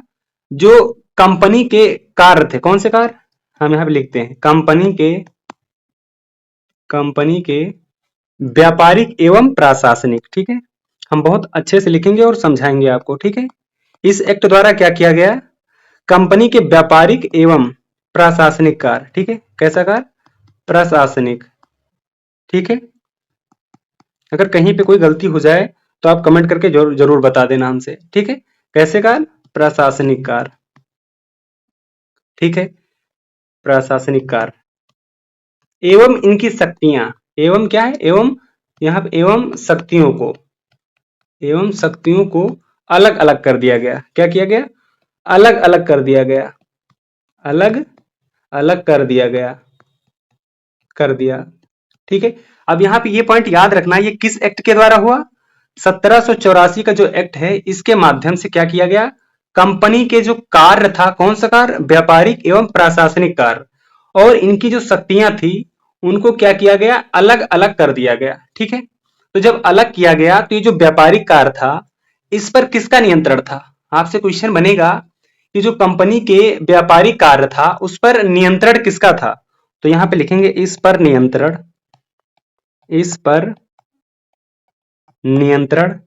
किसका था? तो आप कहेंगे निदेशक मंडल का था। किसका?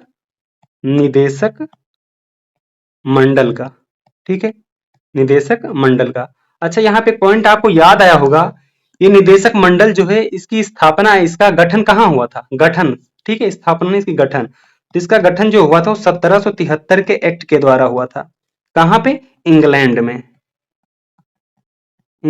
में हुआ था। ठीक है, ये चीज समझ में आ गया होगा आपको। तो ये जो व्यापारिक कार्य था, ये किसके नियंत्रण में हो गया? निदेशक मंडल के नियंत्रण में हो गया। ठीक है, और ये जो प्रशासनिक कार्य है, ये किसके नियंत्रण में आया? तो इस पर जो नियंत्रण था, लिख लेते हैं अच्छे से, इस पर नियंत्रण किसका हुआ था? इस पर नियंत्रण मंडल का हुआ था। ठीक है, किसका? नियंत्रण मंडल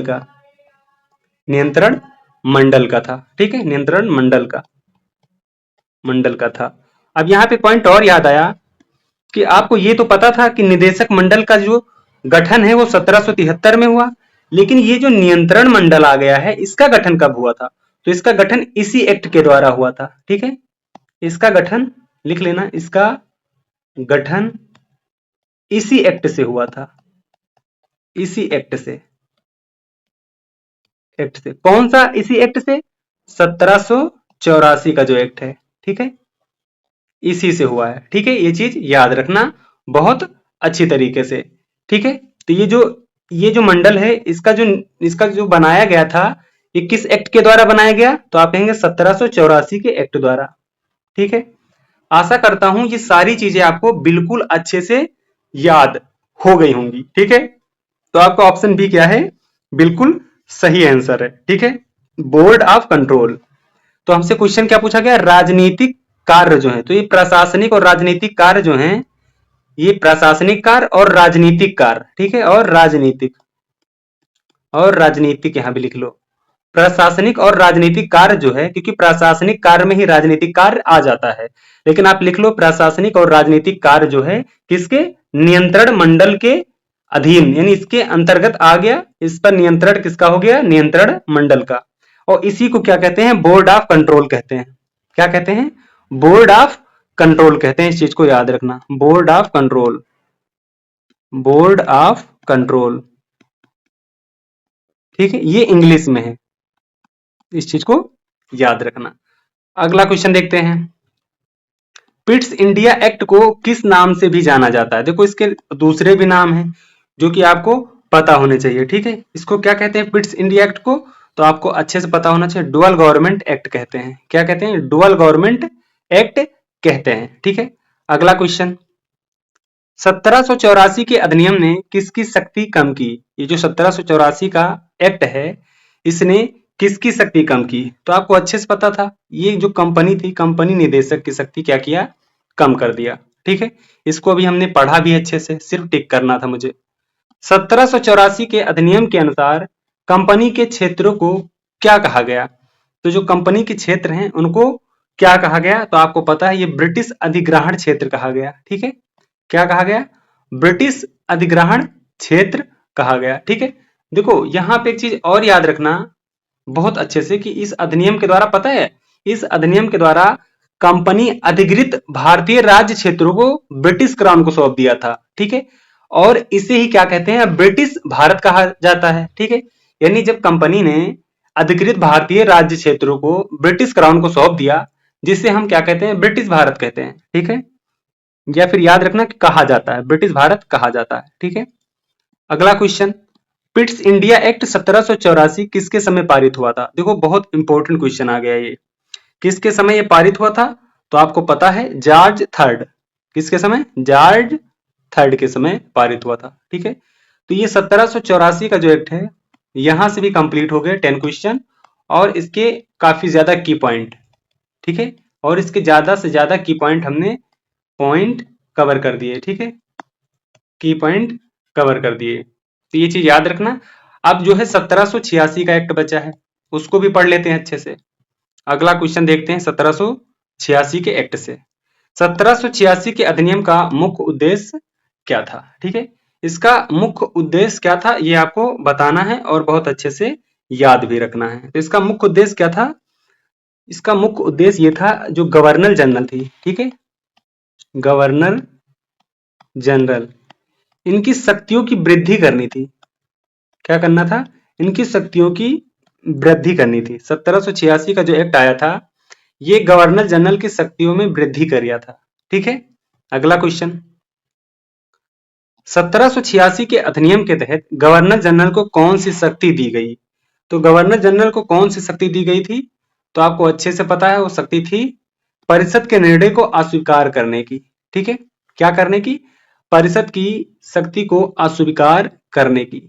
ठीक है, अब यहां से हम थोड़े पॉइंट लिखते हैं। ठीक है, 1786 का जो एक्ट है, यहां से हम थोड़े पॉइंट लिखते हैं जिनको याद रखना है। ठीक है, देखो इस अधिनियम के द्वारा गवर्नर जनरल को विशेष परिस्थितियों में क्या किया गया, अपने परिषद के निर्णय को निरस्त करने का अधिकार या फिर निर्णय को लागू करने का अधिकार प्रदान किया गया। ठीक है, क्या किया गया, इस अधिनियम के द्वारा, आप लिखेंगे इस एक्ट के द्वारा, इस एक्ट के द्वारा, ठीक है, इस एक्ट के द्वारा governor general, governor general, governor general को क्या किया गया, विशेष परिस्थितियों में, इस चीज को याद रखना, ऐसे नहीं, विशेष परिस्थितियों में, विशेष परिस्थितियों में, विशेष परिस्थितियों में, यहाँ पे कलर चेंज कर लेते हैं एक बार, विशेष परिस्थितियों में अपने जो परिषद, जो गवर्नर जनरल की परिषद थी, आपको बताया था 1773 में 4 थी, 1784 में 4 से 3 हो गई थी,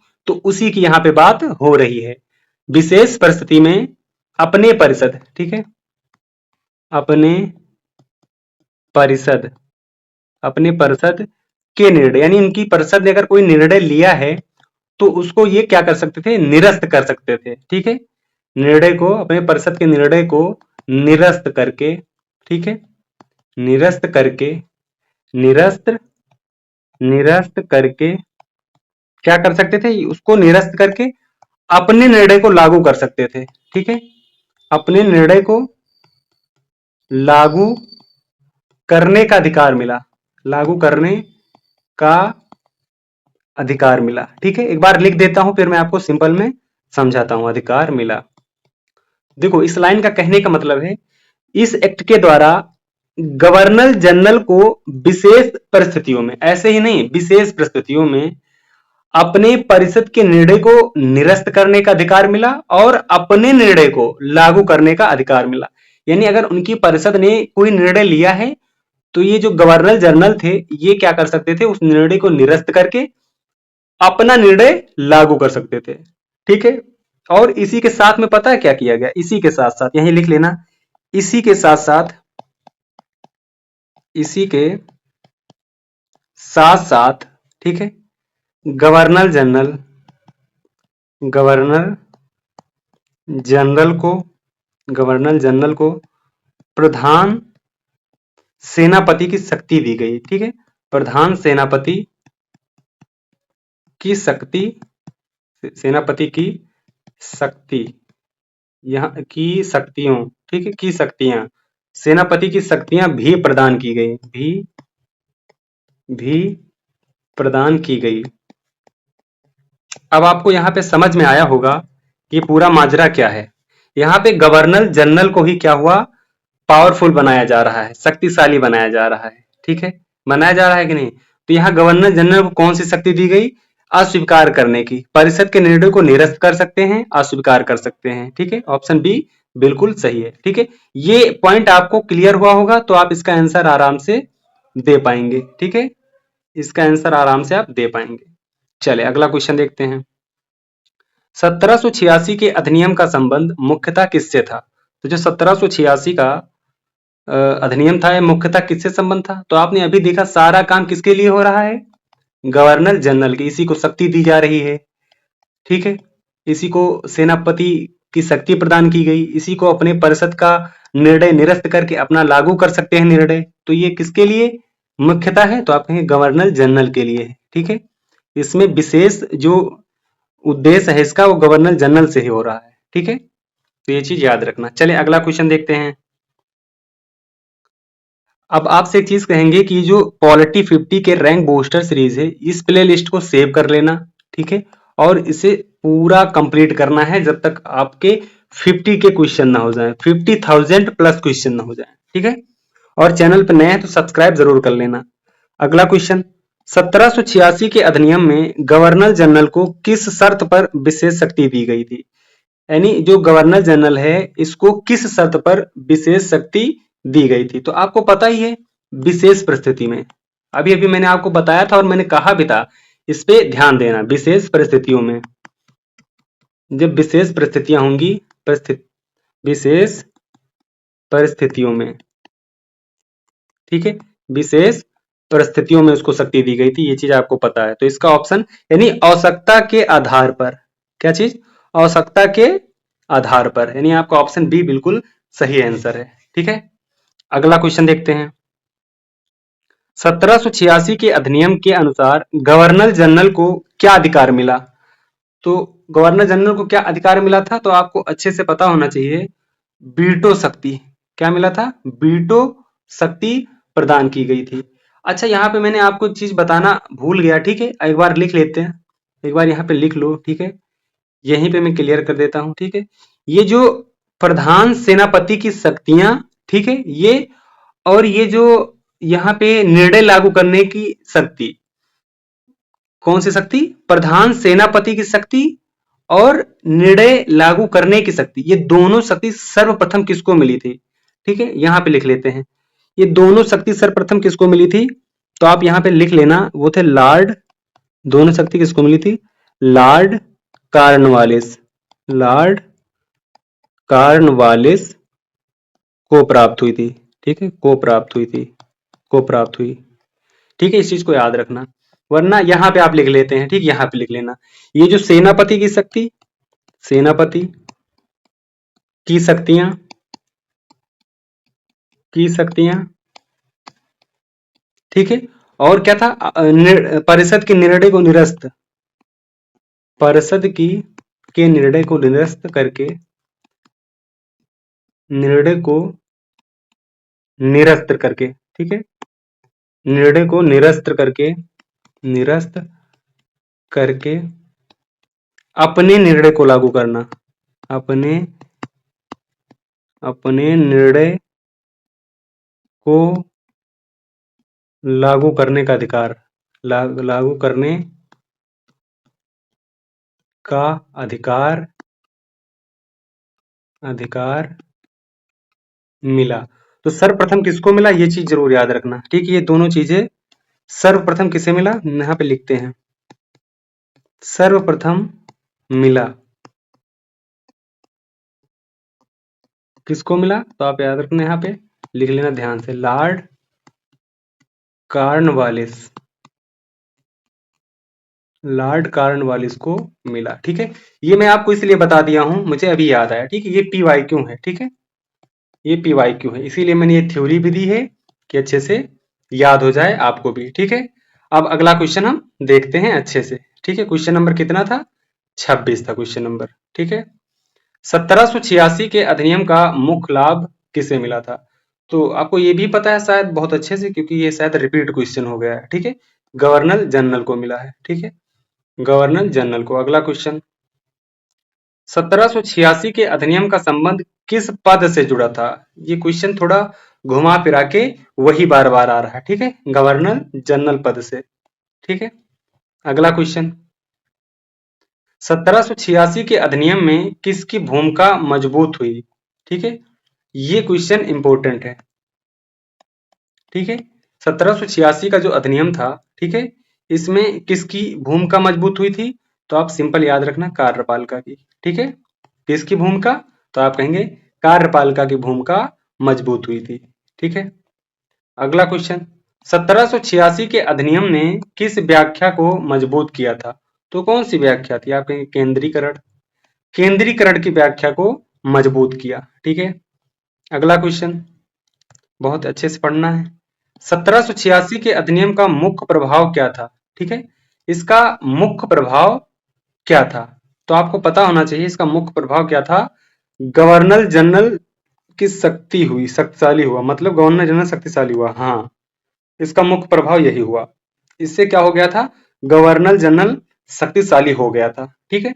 तो ये टोटल हमारे 30 क्वेश्चन कंप्लीट हो गए। आशा करता हूं कि आपको ये क्लास बहुत अच्छी लगी होगी, और अगर आपको क्लास समझ में आई है तो कमेंट करके जरूर बताना, और अगर आपको नहीं भी समझ में आई तो वो भी कमेंट करके बताना, कि ताकि हम चीजों को सुधार सकें, ठीक है।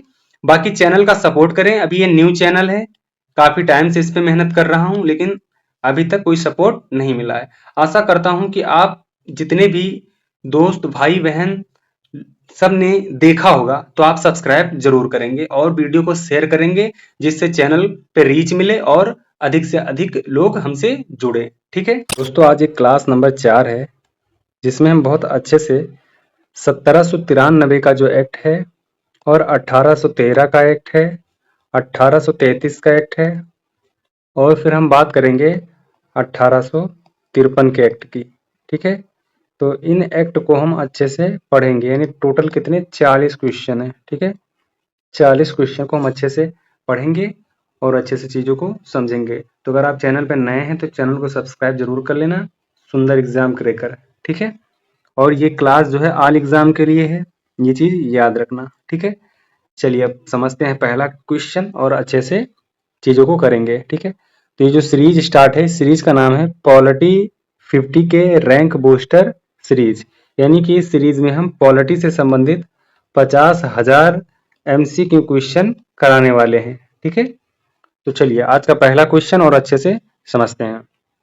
चार्टर एक्ट 1793 का मुख्य उद्देश्य क्या था, तो इसका मुख्य उद्देश्य क्या था, तो हम पहले समझते हैं 1793 का जो एक्ट है, ठीक है, इसके द्वारा क्या क्या चीजें की गई थी, ठीक है। तो इसी एक्ट के द्वारा कंपनी के व्यापारिक जो एकाधिकार थे उनको 20 वर्षों के लिए बढ़ाया गया था। ठीक है, तो लिखेंगे हम कंपनी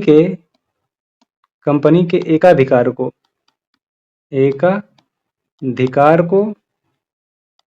कितना 20 वर्षों के लिए बढ़ाया गया था। ठीक है, ये चीज याद रखना, 20 वर्षों के लिए बढ़ाया गया था। ठीक है, ये चीज जरूर ध्यान रखना।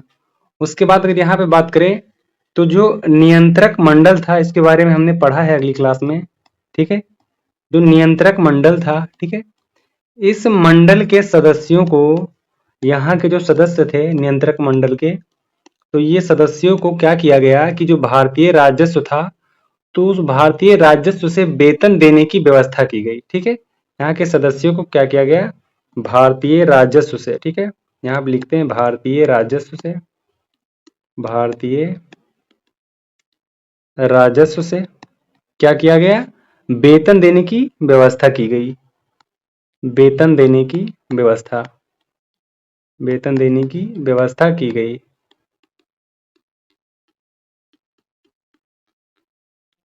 इस चीज को ध्यान में रखना और ये 2 लाइन अच्छे से याद रखना 1793 से संबंधित। ठीक है, तो इसका जो राइट आंसर है वो क्या हो जाएगा, ऑप्शन बी हो जाएगा, कंपनी के चार्टर को नवीनीकरण करना। ठीक है, ऑप्शन बी बिल्कुल सही है।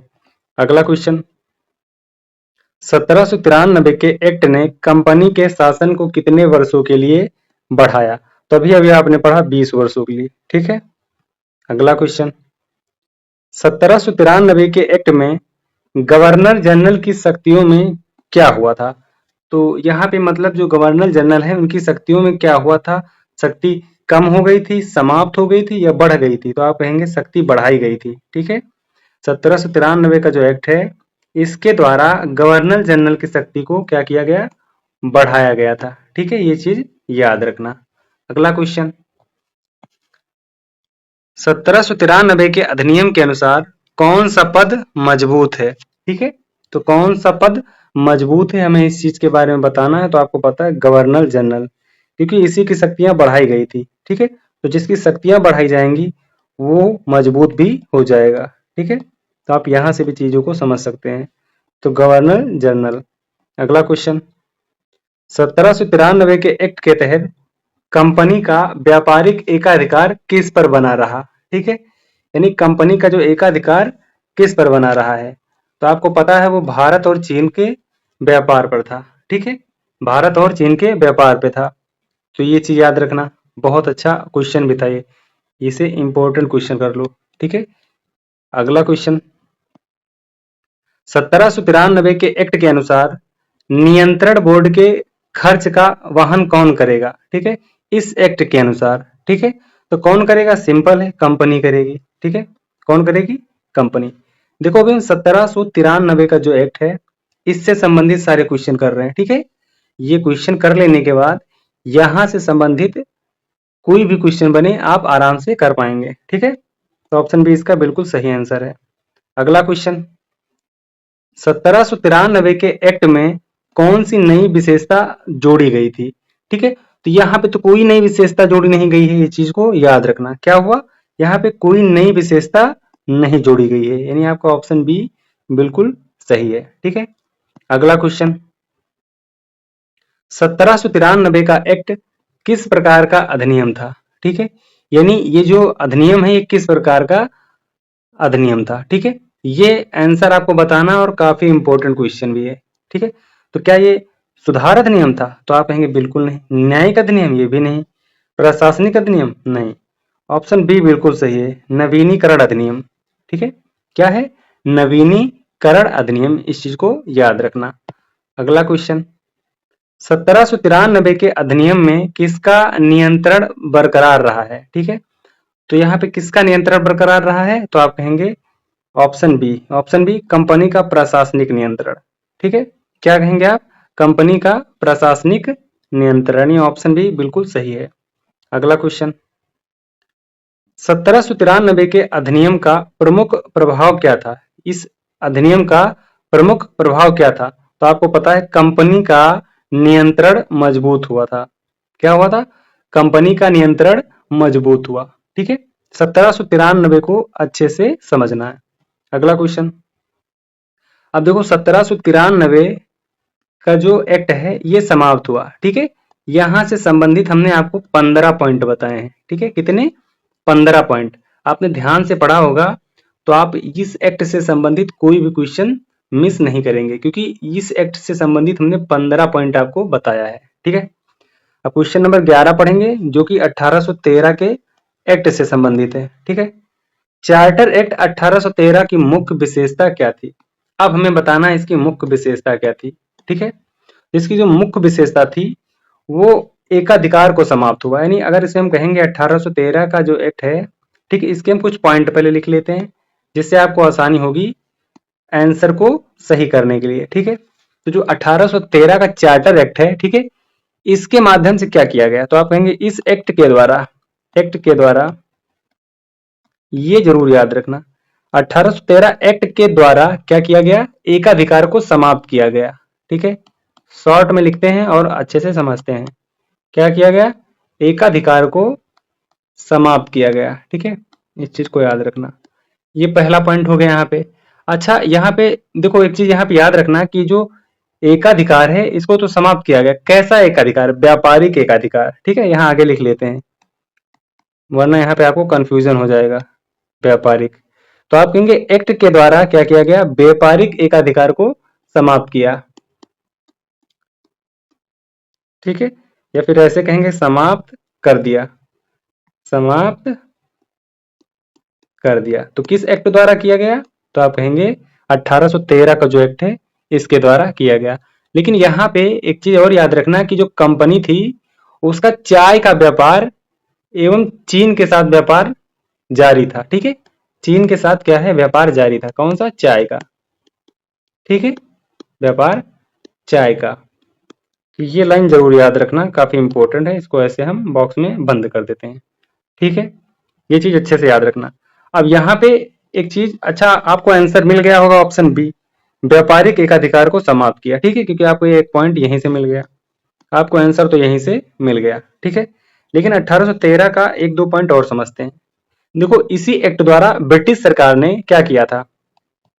ब्रिटिश सरकार ने किस एक्ट द्वारा? 1813। तो ब्रिटिश सरकार ने किया कि जो भारतीय शिक्षा है, ठीक है, ब्रिटिश सरकार ने भारतीय शिक्षा पर, किस पर? भारतीय शिक्षा पर, ठीक है, भारतीय शिक्षा पर क्या किया? 1 लाख रुपए प्रति वर्ष खर्च करेगी। किस एक्ट द्वारा? 1813 एक्ट के द्वारा, ठीक है। तो यहाँ पे लिखेंगे शिक्षा पर 1 लाख, 1 लाख प्रति वर्ष खर्च करेगी, प्रतिवर्ष खर्च करेगी, ठीक है। ये किस एक्ट के द्वारा किया गया? तो आप कहेंगे 1813 का जो एक्ट है इसके द्वारा किया गया, ठीक है। और इसी के साथ क्या किया गया? इसी एक्ट द्वारा ये भी किया गया कि ईसाई धर्म के प्रचारक भारत में अपने धर्म का प्रचार कर सकेंगे। क्या किया गया? जो ईसाई धर्म के थे, ठीक है, किस धर्म के? ईसाई धर्म के, ये लोग क्या कर सकते थे? ये भारत में अपने धर्म का प्रचार कर सकते थे, ठीक है। ईसाई धर्म के प्रचारक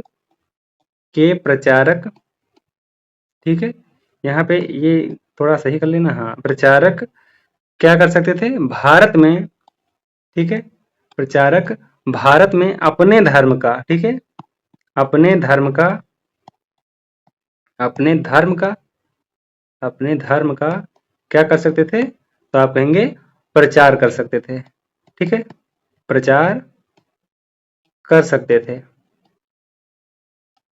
ये भी किस एक्ट के द्वारा हुआ है? तो आप कहेंगे 1813 का एक्ट जो है इसके माध्यम से, ठीक है।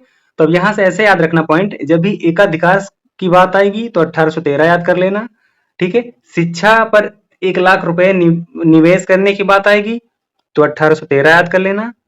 ईसाई धर्म के प्रचारक के बारे में अगर कोई क्वेश्चन बनेगा तब भी 1813 का एक्ट याद कर लेना, ठीक है।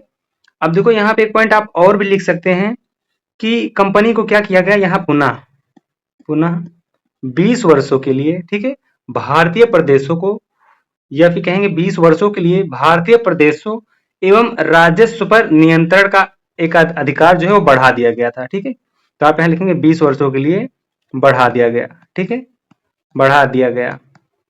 क्या बढ़ा दिया गया? तो आप कहेंगे नियंत्रण का अधिकार, ठीक है। क्योंकि पहली बार यहाँ पे याद रखना 1793 में क्या हुआ था, 20 वर्षों के लिए बढ़ाया था, ठीक है। पहले कितने वर्षों के लिए था, 15 वर्षों के लिए था, ठीक है।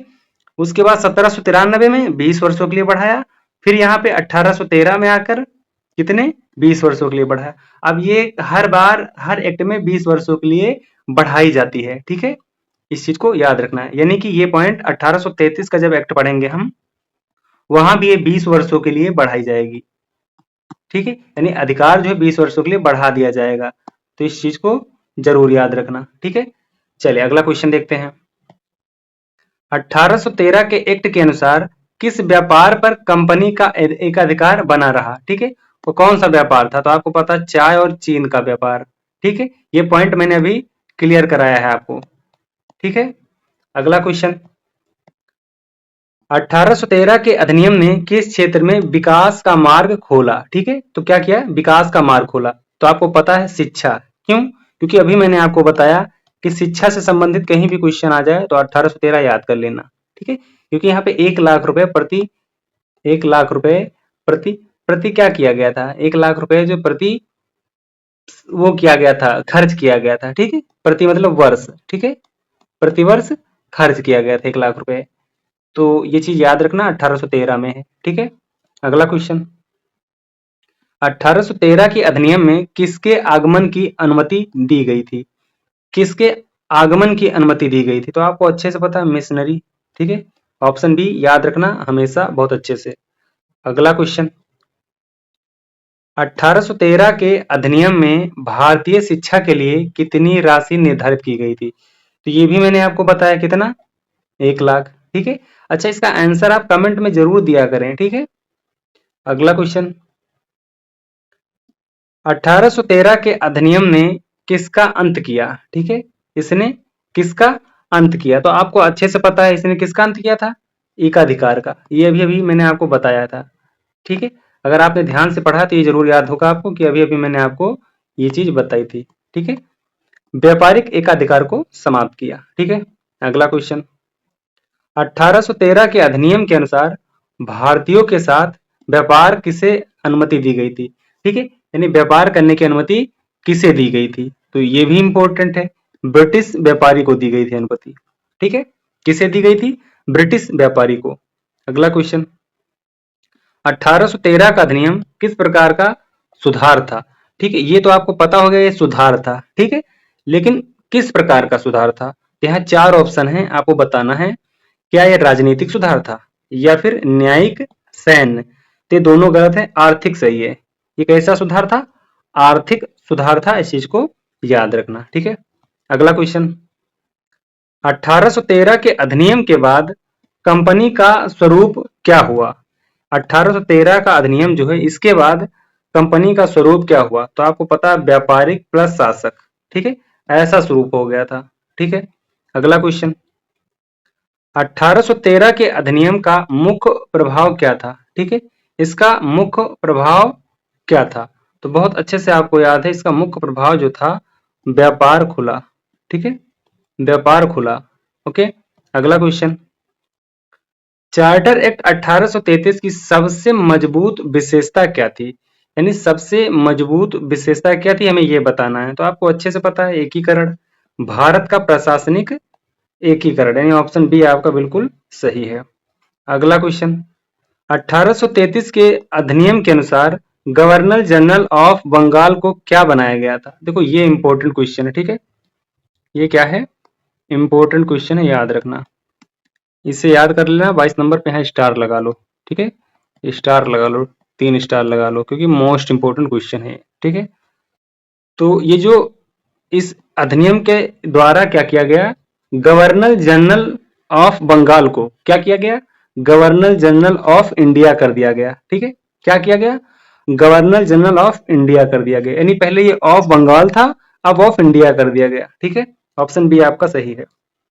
अगला क्वेश्चन, भारत का पहला गवर्नर जनरल कौन बना था, ठीक है। यानी जब बंगाल का गवर्नर जनरल को क्या किया गया, इंडिया का गवर्नर जनरल बना दिया गया, ठीक है। तो फिर पहला गवर्नर जनरल कौन था इंडिया का, ये आपसे क्वेश्चन बनेगा।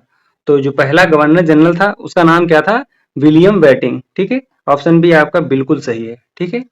अगला क्वेश्चन, 1833 के अधिनियम ने कंपनी के किस कार्य का अंत किया था? तो किस कार्य का अंत किया था? न्यायपालिका, आप बताना है, न्यायपालिका का अंत किया था या फिर संसद का या फिर प्रशासन का?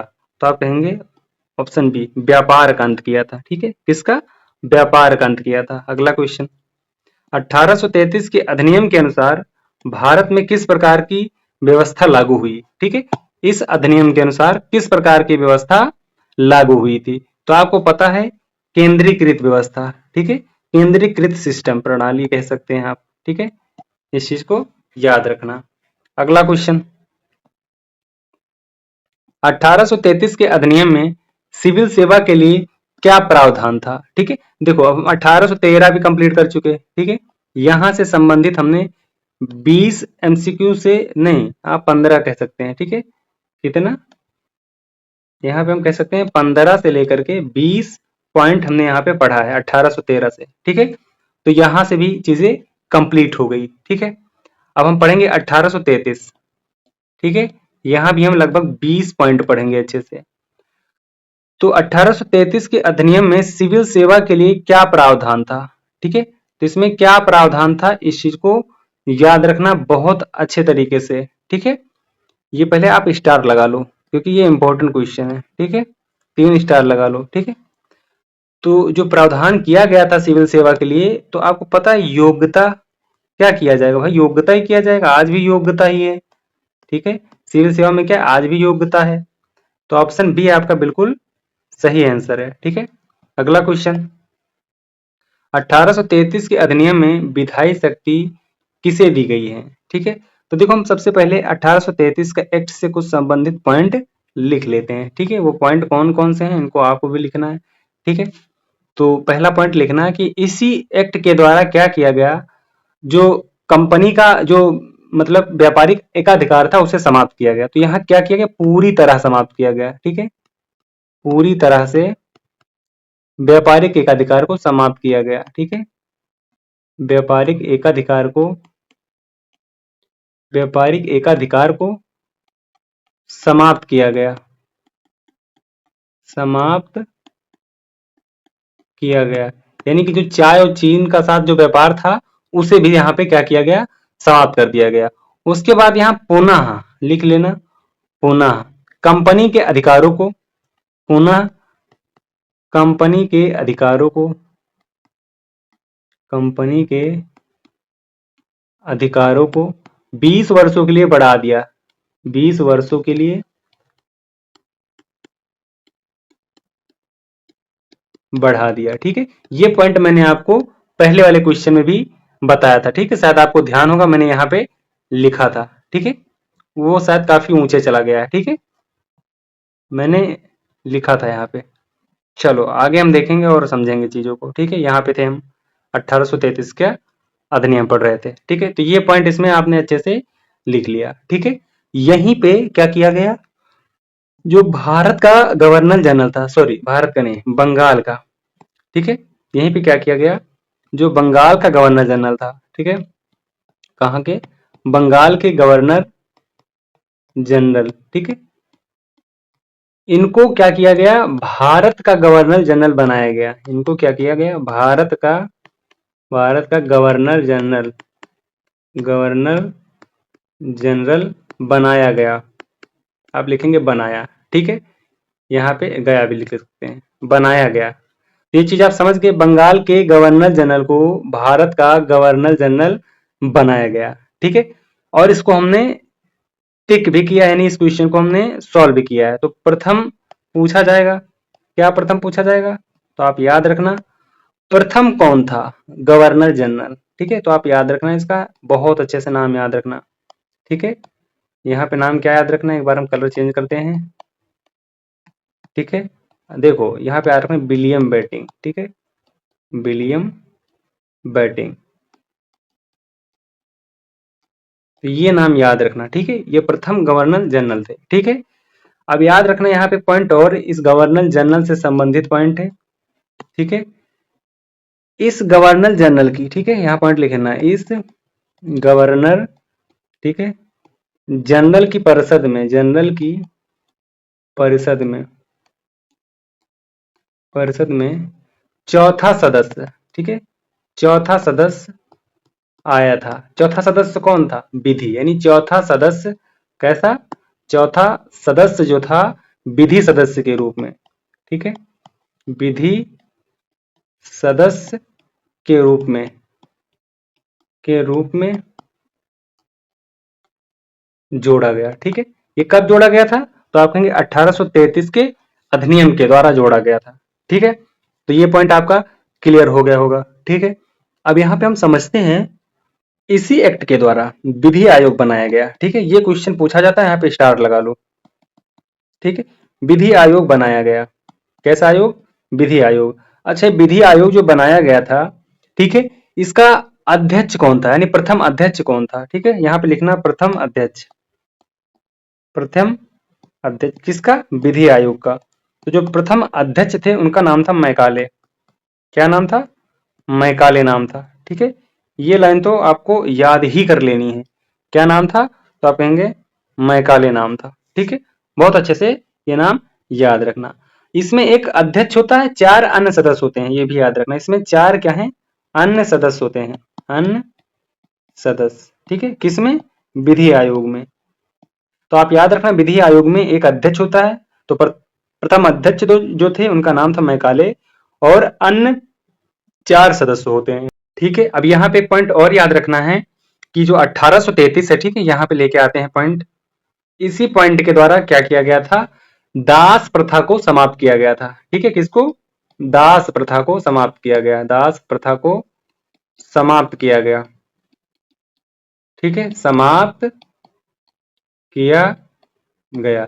किस एक्ट के द्वारा? 1833 का जो एक्ट है, इसी एक्ट के द्वारा, ठीक है, समाप्त किया गया। ये सारे पॉइंट याद रखना, ठीक है। अच्छा, एक चीज यहाँ पे और याद रखना कि कब समाप्त किया गया, तो ये क्वेश्चन बन सकता है, कब और किसने, और किसने, यानी ये कब और किसने। तो आप कहेंगे 1847 में। कब का जवाब क्या है? 1847 में, ठीक है। और किसने? तो आप कहेंगे एलन बरो द्वारा, ठीक है। किसने? एलन बरो द्वारा, ठीक है। किसके द्वारा? तो आप कहेंगे एलन बरो द्वारा। इस चीज को अच्छे से याद रखना, ठीक है। चलिए अब अगला क्वेश्चन देखते हैं। 1833 के अधिनियम में लॉ कमीशन का गठन किसके लिए हुआ? ठीक है, तो किसके लिए हुआ था? देखो, लॉ से संबंधित आप समझ सकते हैं क्या? कानून, कानून, ठीक है, यानी ऑप्शन बी आपका सही, कानून निर्माण के लिए, ठीक है। अगला क्वेश्चन, पहला लॉ कमीशन किसके नेतृत्व में बनाया? ठीक है, पहला जो लॉ कमीशन है किसके नेतृत्व में? आपको पता है, मैकाले। किसके? मैकाले के नेतृत्व में, ठीक है। अगला क्वेश्चन, क्योंकि आपको पता है ना विधि, अभी अभी आपको मैंने बताया था विधि आयोग, विधि आयोग, इसके अध्यक्ष कौन थे? मैकाले थे, मैकाले, ठीक है। इसमें 4 अन्य सदस्य और थे, अभी अभी आपको मैंने बताया, शायद याद हो, ठीक है, 4 अन्य सदस्य, ठीक है। बहुत अच्छे से याद रखना। तो आपका राइट आंसर क्या है? Option A, Meghalaya. अगला क्वेश्चन, 1833 के अधिनियम का मुख्य प्रभाव क्या था? ठीक है, यानी इसका मुख्य प्रभाव क्या था? तो आपको पता है केंद्रीकरण, ठीक है, क्या था? केंद्रीकरण। अगला क्वेश्चन, चार्टर एक्ट 1853 की प्रमुख विशेषता क्या थी? ठीक है, ये जो एक्ट है 1853, यानी अब हम 1833 का एक्ट भी पढ़ चुके कंप्लीट, ठीक है। यहां से हम लगभग 20 पॉइंट अच्छे से पढ़े हैं। आप पढ़ते हैं 1853 की प्रमुख विशेषता क्या थी? ठीक है, तो इसकी जो प्रमुख विशेषता थी वो क्या थी? विधायी और कार्यपालिका का पृथक्करण, ठीक है। ऑप्शन बी क्या है? बिल्कुल करेक्ट आंसर है। अच्छा, ये जो 1853 का एक्ट है इसे हम क्या कहते हैं? अंतिम, ठीक है, अंतिम चार्टर एक्ट भी कहते हैं, अंतिम चार्टर एक्ट कहते हैं, या फिर हम कहेंगे अंतिम चार्टर एक्ट था, ठीक है। ये कैसा एक्ट था? तो आप कहेंगे अंतिम चार्टर एक्ट था, ठीक है। कैसा था? अंतिम चार्टर एक्ट था। इस चीज को याद रखना बहुत अच्छे से, ठीक है। अगला क्वेश्चन, 1853 के अधिनियम में सिविल सेवा में भर्ती का आधार क्या था? ठीक है, तो आपको तो मैंने बताया था भर्ती करने के लिए क्या होता था? प्रतियोगी परीक्षा होती थी, ठीक है, जो आज भी होती है, ठीक है। अगला क्वेश्चन, अच्छा यहीं पे आप कुछ पॉइंट भी लिख सकते हैं। 1853 का जो है एक्ट, इसके कुछ पॉइंट लिख सकते हैं। देखो, इसमें क्या हुआ था, जो बंगाल के प्रशासन था उसके लिए एक लेफ्टिनेंट गवर्नर बनाया गया, ठीक है। इस एक्ट के द्वारा क्या किया गया, बंगाल के प्रशासन के लिए, ठीक है, बंगाल के प्रशासन के लिए क्या किया गया, बंगाल के प्रशासन के लिए एक क्या किया गया, लेफ्टिनेंट गवर्नर बनाया, ठीक है। ये पॉइंट अच्छे से याद रखना, बहुत अच्छे से, ठीक है। चलिए तब तक अगला क्वेश्चन देखते हैं। 1853 के अधिनियम में विधायी परिषद का क्या हुआ, ठीक है। इसमें जो विधायी परिषद था उसका इसमें क्या हुआ था, ठीक है। तो आपको अच्छे से पता है, विस्तारित हुआ था, ठीक है। क्या हुआ था, विस्तारित हुआ था। अगला क्वेश्चन, 1853 के अधिनियम ने किसमें परिवर्तन किया, ठीक है। तो किसमें परिवर्तन किया था, तो आपको पता है विधायिका में, ठीक है, किसमें, विधायिका में। अगला क्वेश्चन, 1853 के अधिनियम में केंद्र और प्रांतों के बीच संबंध कैसा था, ठीक है। तो यहाँ पे कैसा संबंध था, तो आपको पता है, इससे पहले भी मैंने आपको बताया, केंद्रीकृत, ठीक है। अगला क्वेश्चन, 1853 के अधिनियम का मुख्य उद्देश्य क्या था, ठीक है। इसका मुख्य उद्देश्य क्या था, तो आपको पता है इसका मुख्य उद्देश्य था प्रशासनिक सुधार करना, ठीक है। अगला क्वेश्चन, 1853 के अधिनियम में पहली बार क्या शुरू हुआ, यानी यहाँ पे क्वेश्चन है पहली बार क्या शुरू हुआ था। तो पहली बार तो प्रतियोगी परीक्षा शुरू हुई थी, ठीक है। अगला क्वेश्चन, 1853 के अधिनियम के अनुसार कौन सा क्षेत्र अलग किया गया, ठीक है। इसमें से कौन सा क्षेत्र अलग किया गया था, तो आपको पता है कार्यपालिका, ये अलग कर दिया गया था, ठीक है। क्या अलग किया गया था, तो आप कहेंगे कार्यपालिका। अगला क्वेश्चन, 1853 के अधिनियम का संबंध किससे अधिक है, ठीक है, यानी किससे क्या कह रहा है, अधिक है, तो प्रशासन से अधिक है, ठीक है। किससे, प्रशासन से। इस चीज को याद रखना बहुत अच्छे से, प्रशासन से अधिक है। अगला क्वेश्चन, 1853 का अधिनियम किस दिशा में एक कदम था, यानी किस दिशा में एक कदम था, तो प्रशासनिक सुधार के लिए, ठीक है। कहाँ के लिए, प्रशासनिक सुधार के लिए। अब यहाँ हम 1853 से कुछ पॉइंट लिखते हैं, ठीक है। देखो इसके माध्यम से क्या किया गया, कंपनी में कर्मचारियों में, यानी ऐसे लिखते हैं कंपनी में, ठीक है, यहाँ पे, या फिर आप ऐसे सुन के अच्छे से समझ लो। 1853 के द्वारा क्या किया गया, कंपनी में कर्मचारियों की नियुक्तियां प्रतियोगी परीक्षा के आधार पर होंगी। इस एक्ट के द्वारा ये किया गया, ठीक है।